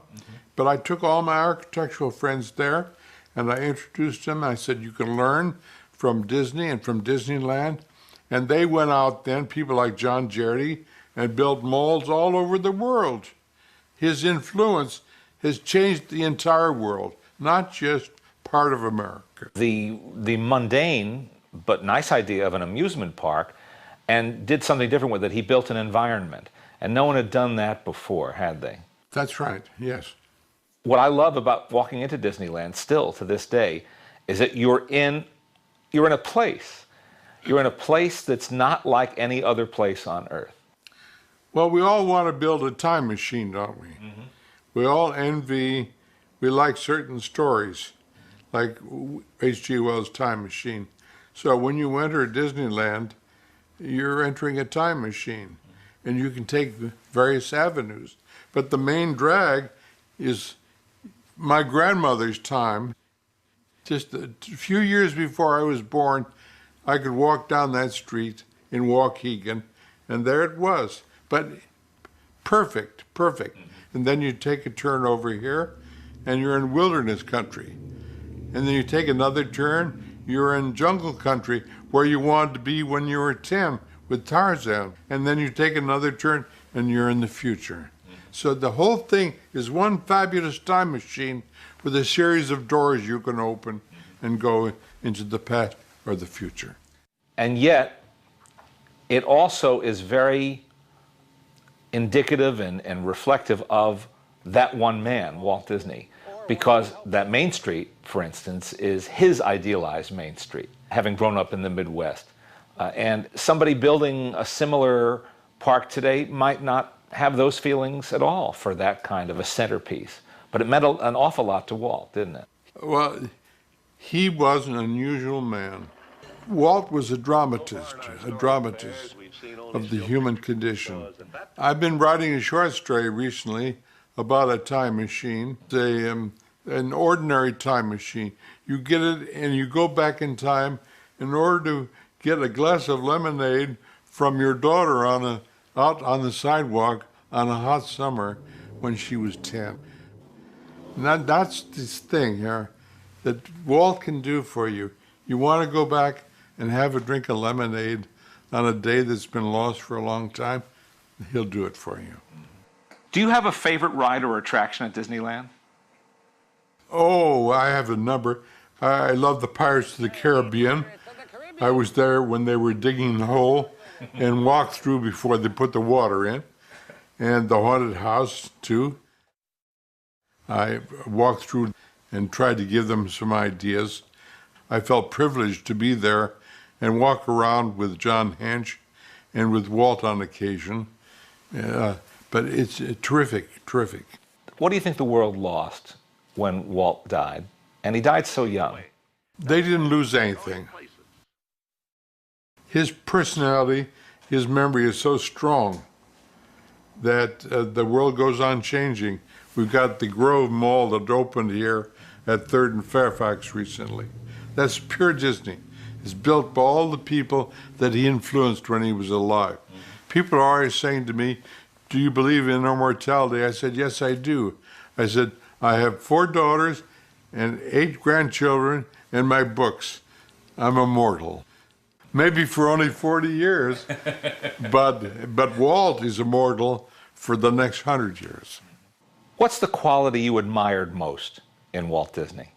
The quality I admired most was if he knew you cared, if he knew you were as enthused as he was, then he spent time with you.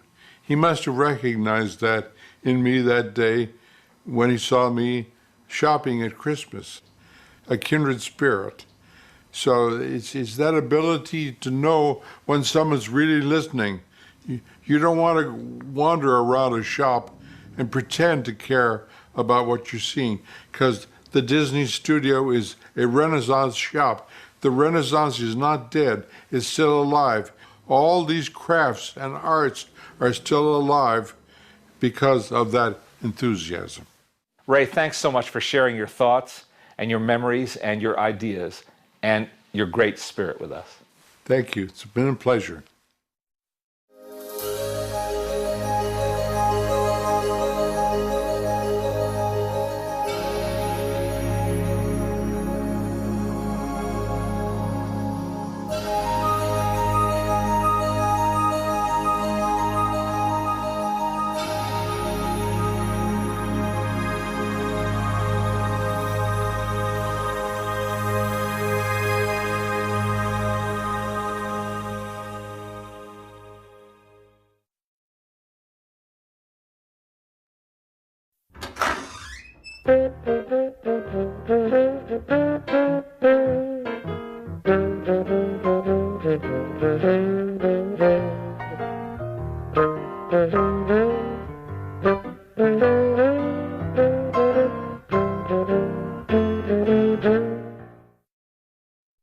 Hello, I'm Leonard Maltin, and I'm very happy to be here today with Marty Sklar, who is the Vice Chairman and Principal Creative Executive of Walt Disney Imagineering, and a man who's spent a lot of time not only with Walt Disney, but thinking about the same things Walt thought about. When did you start to work for Walt Disney? About a month before Disneyland opened, in June of 1955. The Disneyland Park and the Disneyland TV show came into people's consciousness about the same time, and they both featured one significant element, and that was Tomorrowland. And that's what we want to talk to you about. Was Walt as futurist and visionary in a literal as well as figurative sense? Can you give us an idea of what the thinking was at that time about Tomorrowland and what it represented and what then was expressed on the TV shows? Well, I think one thing you had to know about Walt Disney was he would frequently go around to the great laboratories of American industry at that time. And of course, for Walt Disney, they always trotted out the most amazing things they were working on. And that, I think, spurred Walt's interest in Tomorrowlands and future things. Would you think of him as a futurist? Oh, absolutely. And he was always going beyond what he had done the last time and using technology to tell his stories. That's a good one. How would you like to have one of these little dinosaurs for a pet? Actually, they're tame as a kitten, quite friendly, and they won't bite the hand that feeds them. You know, we used to say about Imagineering, this was the way Walt loved to describe it, that it's a blending of creative imagination with technical know-how. And the technical know-how, he was always reaching for something new, a new way to tell stories. In the most famous, arguably most famous World's Fair of the 20th century, the 1939 New York World's Fair, the theme was the world of tomorrow. And most World's Fairs look to the future in some way, but that was a particularly significant one. How would you differentiate what Walt did at Disneyland from what people saw in that 1939 fair? Well, two things come to mind immediately. One was, in retrospect, the Second World War came along, and all of a sudden, so many of the things that were predicted at that fair were put on hold. So for many years, it appeared that that fair had set out things that were almost in the far future rather than the near future. The other thing that I would distinguish is that Walt really wanted people to participate. And so all the Tomorrowlands aimed, Autopia cars, riding a monorail, all of those things that he really wanted people to be able to experience. You know, it's the old story about seeing an apple and taking a bite of the apple, and he always wanted people to be able to take that bite. America in the 50s was healing from World War II and the Korean War, and it was the era of the baby boom, a time of prosperity. And from this sprang Disneyland and a lot of Disneyland TV shows. The space program was the next step beyond that, but I wonder about Tomorrowland itself. When you opened the park, everything in it was just so incredible, so unlike anything anyone had seen at Coney Island or, you know, Pacific Ocean Park or any of the older playgrounds or amusement parks. Actually, Tomorrowland and Disneyland the first year was not very good. It had things like the bathroom of the future, if you could picture that. I'm sorry, I missed that. Yes. And it had a satellite view of America where you got on a platform and went from day to night and saw what the country looked like from a satellite view, which of course there was no satellite at that time, so it was all depicted by the Disney artists. Walt wanted all of that out, you know, quickly. Disneyland opened in 1955. By 1959, he'd replaced half of what was in Tomorrowland. We were working on a whole new Tomorrowland when Walt passed away, and it opened just after he died, and that was when the People Mover came in, and then he brought the carousel progress from the New York World's Fair, and the carousel, it turned out to be an excellent way of depicting the future, because we didn't have to change the 1890s set. We didn't have to change the 1920s and the 1940s. All we had to do was deal with the last act. And so we always kept changing the current and a little step into the future. Walt, particularly in that Carousel of Progress, expressed what was said in that Sherman Brothers song. It's a great, big, beautiful tomorrow. He's the only futurist I know who had a smile on his face about the future. Well, first of all, Walt Disney was the eternal optimist, and he really believed that things could be better. And Bob and Dick Sherman wrote that song as a personal ode to Walt. And they really meant it, a great, big, beautiful tomorrow shining at the end of every day. Well, that was Walt's anthem, and they recognized that. There's a great, big, beautiful tomorrow, just a dream away.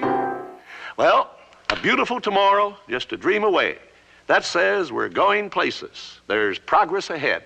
One of the high points of the early TV shows was the series on space exploration. And one wouldn't have automatically associated Walt with space exploration and a serious examination of where America was heading. Did you ever get a sense of why he was so enamored of that? I think it was this whole idea of showing predictions of the future. And he brought in a lot of the people that were involved in the American space program. And they became his consultants, if you will, and his advisors as to the kinds of predictions he should make out of those TV shows. We do know that they were seen by President Eisenhower and that it was a stimulus to him for pushing the American space program. Walt had an amazing capability, it was always said, of not only discovering and nurturing talent, but channeling talent into unexpected areas. I'm going to ask you later on about your own experiences, but one wouldn't have thought immediately of Ward Kimball as the man to supervise those shows, but you wound up working with Ward quite a bit in later years. What do you think it was about Ward that made him the right guy, which he turned out to be? Well, it probably was two things. The first, Walt might not have had a specific assignment for Ward at that time. But the other thing is, Ward was, as Walt said, the real genius in the organization. And I think he knew that Ward would get fascinated by the whole idea of being able to travel in space. You know, he was always stepping out and trying something different. And, you know, I think that's probably a lot of what Walt admired in him, because that was Walt, too. Walt always said to us, I'm not interested in what you did yesterday because I'm not going to be there. I know I can do that. It's the next thing that I'm interested in. Do you remember your feelings as America did enter the space race and as we started chalking up those incredible milestones? What did it feel like for you, having worked, you know, in a kind of an entertainment or informational way on some of the same subject matter? Well, I think the most exciting time was when we first landed on the moon.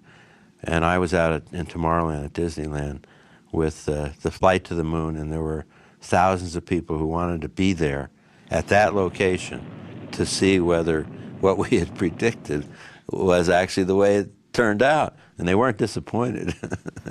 That's the highest compliment I would think you could have, that your futurism, if there is such a word, turned out to be a pretty good reality when that came to pass. Yeah, I remember John Hint saying, well, I wonder if people are going to be disappointed that they didn't jump quite as high as our people did. Now, you also worked with Walt on the '64 New York World's Fair, which was one of the high points of his later career. Tell us what kind of things he wanted to achieve there. Now, a lot of those were commissioned projects, but I'm sure the creative end of it came from the Disney people. I think he had two primary objectives. The first was to continue to build Disneyland, and so all the things that he developed for that 64, 65 New York World's Fair, in one way or another came back from the fair to Disneyland. That was one objective. The other, it was a stepping stone to the Walt Disney World project, because at that time it was very hard for Disney to get its pictures played on Manhattan Island. And there weren't a lot of theaters that played the Walt Disney type of picture.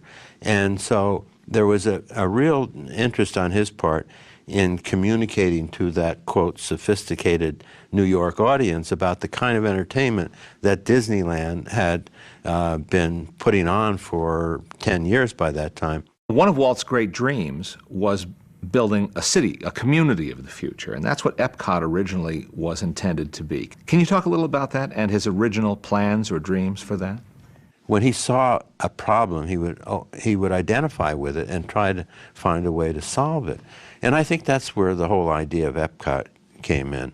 And what's amazing to me, and I didn't even know all of this at the time, but Walt had so many different people working on aspects of a city of the future.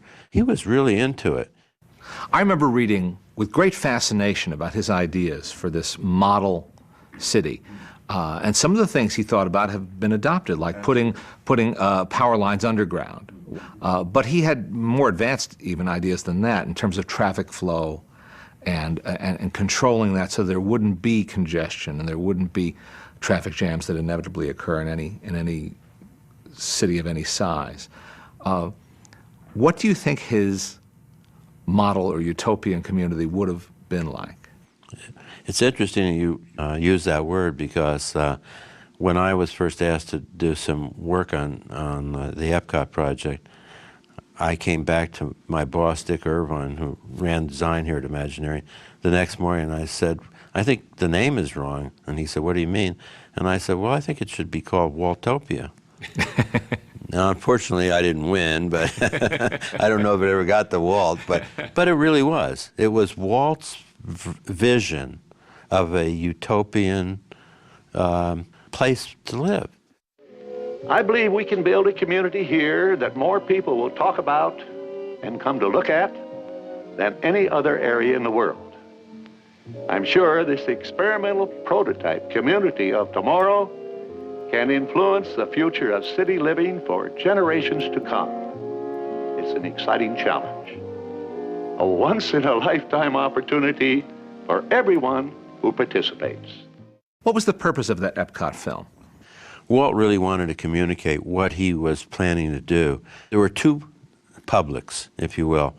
The first was the legislature in the state of Florida, because without getting certain powers, if you will, directly for the Walt Disney Company, he couldn't achieve a lot of things that he really wanted to do. That was one. And the second was to the public. He wanted to say to the public certain things. And actually the third was American industry, because he knew he couldn't do this by himself. He had to have the kind of the World's Fair setup. And actually on the EPCOT film, he had me write two endings. One was directed toward the state of Florida, public and legislature, and the other was directed to American industry. And he was pushing me because that was the last time Walt was ever on film, was the EPCOT film, and those two endings were the last things we did. Oh, Ever the Salesman. And it was considered a success, and obviously it did achieve its goal, didn't it? Oh, absolutely. We used the film about 4 or 5 months after Walt died for the first time, and it went to the legislature, and it was used on public television in Florida, and really raised the level of understanding of what Walt Disney World was going to be. Tell us a little about how EPCOT was eventually designed and what were the priorities. Walt had passed on by now, and EPCOT changed from being a model community to kind of an exhibition hall about the future. Well, the first thing that happened after Walt died was there was even a question of whether the company was going to go ahead with the Walt Disney World project. And Roy O. Disney made a fantastic commitment to making the Walt Disney World property and project a reality for his brother. As Walt said, this city of tomorrow will always be in a state of becoming, and it will never cease to be a blueprint of the future.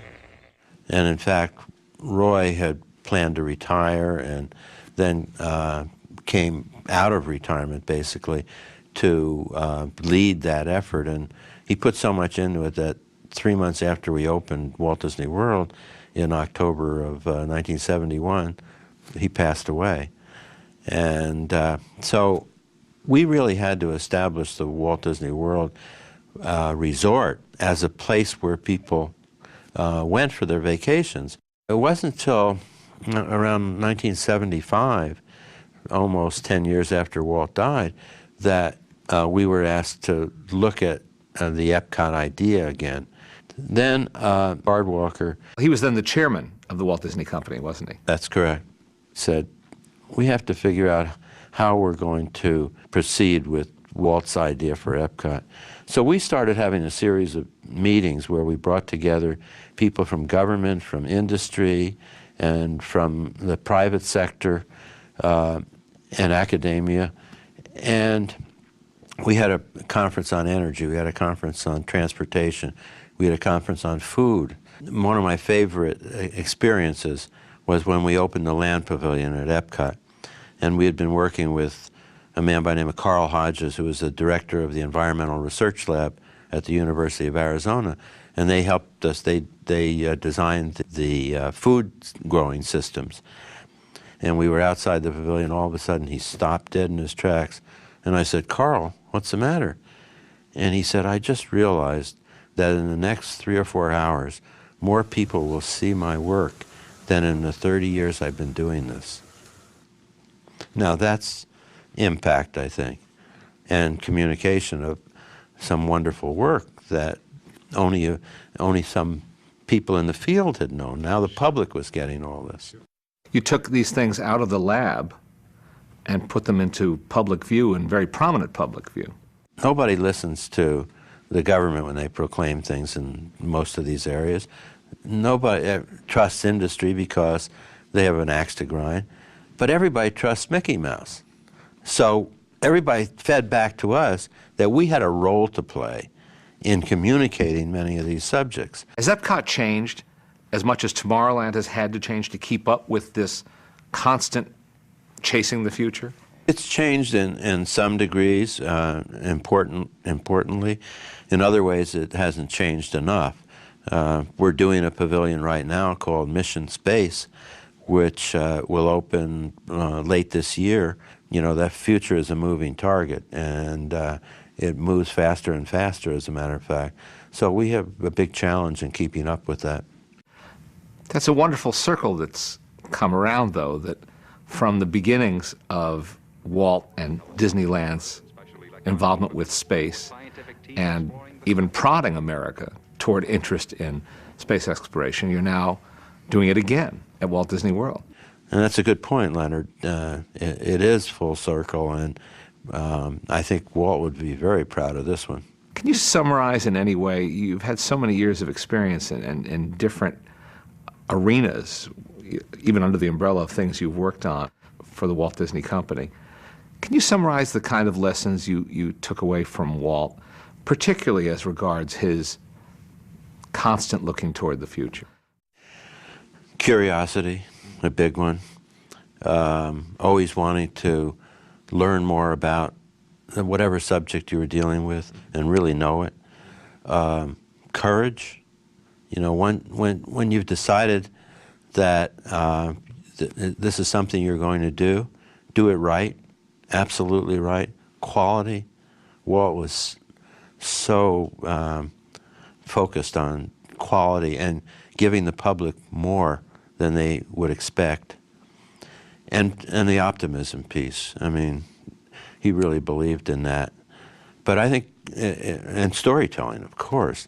I mean, almost everything that we have done successfully is a great story to begin with. How it's interpreted in a three-dimensional environment is, there's a lot of different options, and some work better than others. But if it's got a good story at the heart of it, I mean, how are you ever going to top the Pirates of the Caribbean, for example? That's a quintessential idea and show. And so I think those are the kinds of things that we all learned from Walt Disney. How did you come to be Walt's communicator? That's really what you were at one point, isn't it? I don't know. I just was kind of in the right place at the right time, and had the opportunity to write a few things for Walt that he really liked. And so he would, like everybody else, he would send out a new challenge, and if you were up to it, you went to the next rung on the ladder. Well, that means you must have been able to, in a sense, get inside his head.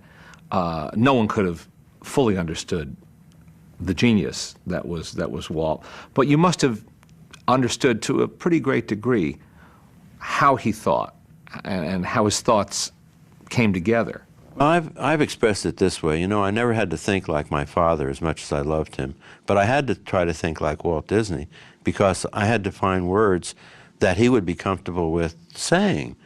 And, for example, one of my favorites was the word things. Now you say, well, that's such a nothing word. But Walt would say, now the pirates are going to sack and burn the town, and then we're going to do some really exciting things. And when he said that word, he just let it hang. You see, our whole 40-some-odd years here has been in the world of making things move, inanimate things move. From a drawing through all kinds of any little props and things. You know, the first time I heard him do that, I said, I'm going to write that word in almost everything I do with him because it painted pictures beyond what you could imagine. And when I could find little things like that and bring them out and know that when he said them, that it would have a whole new meaning, that was a great challenge and a great satisfaction. How would you describe what you do, Marty? Oh gosh, that's a hard one.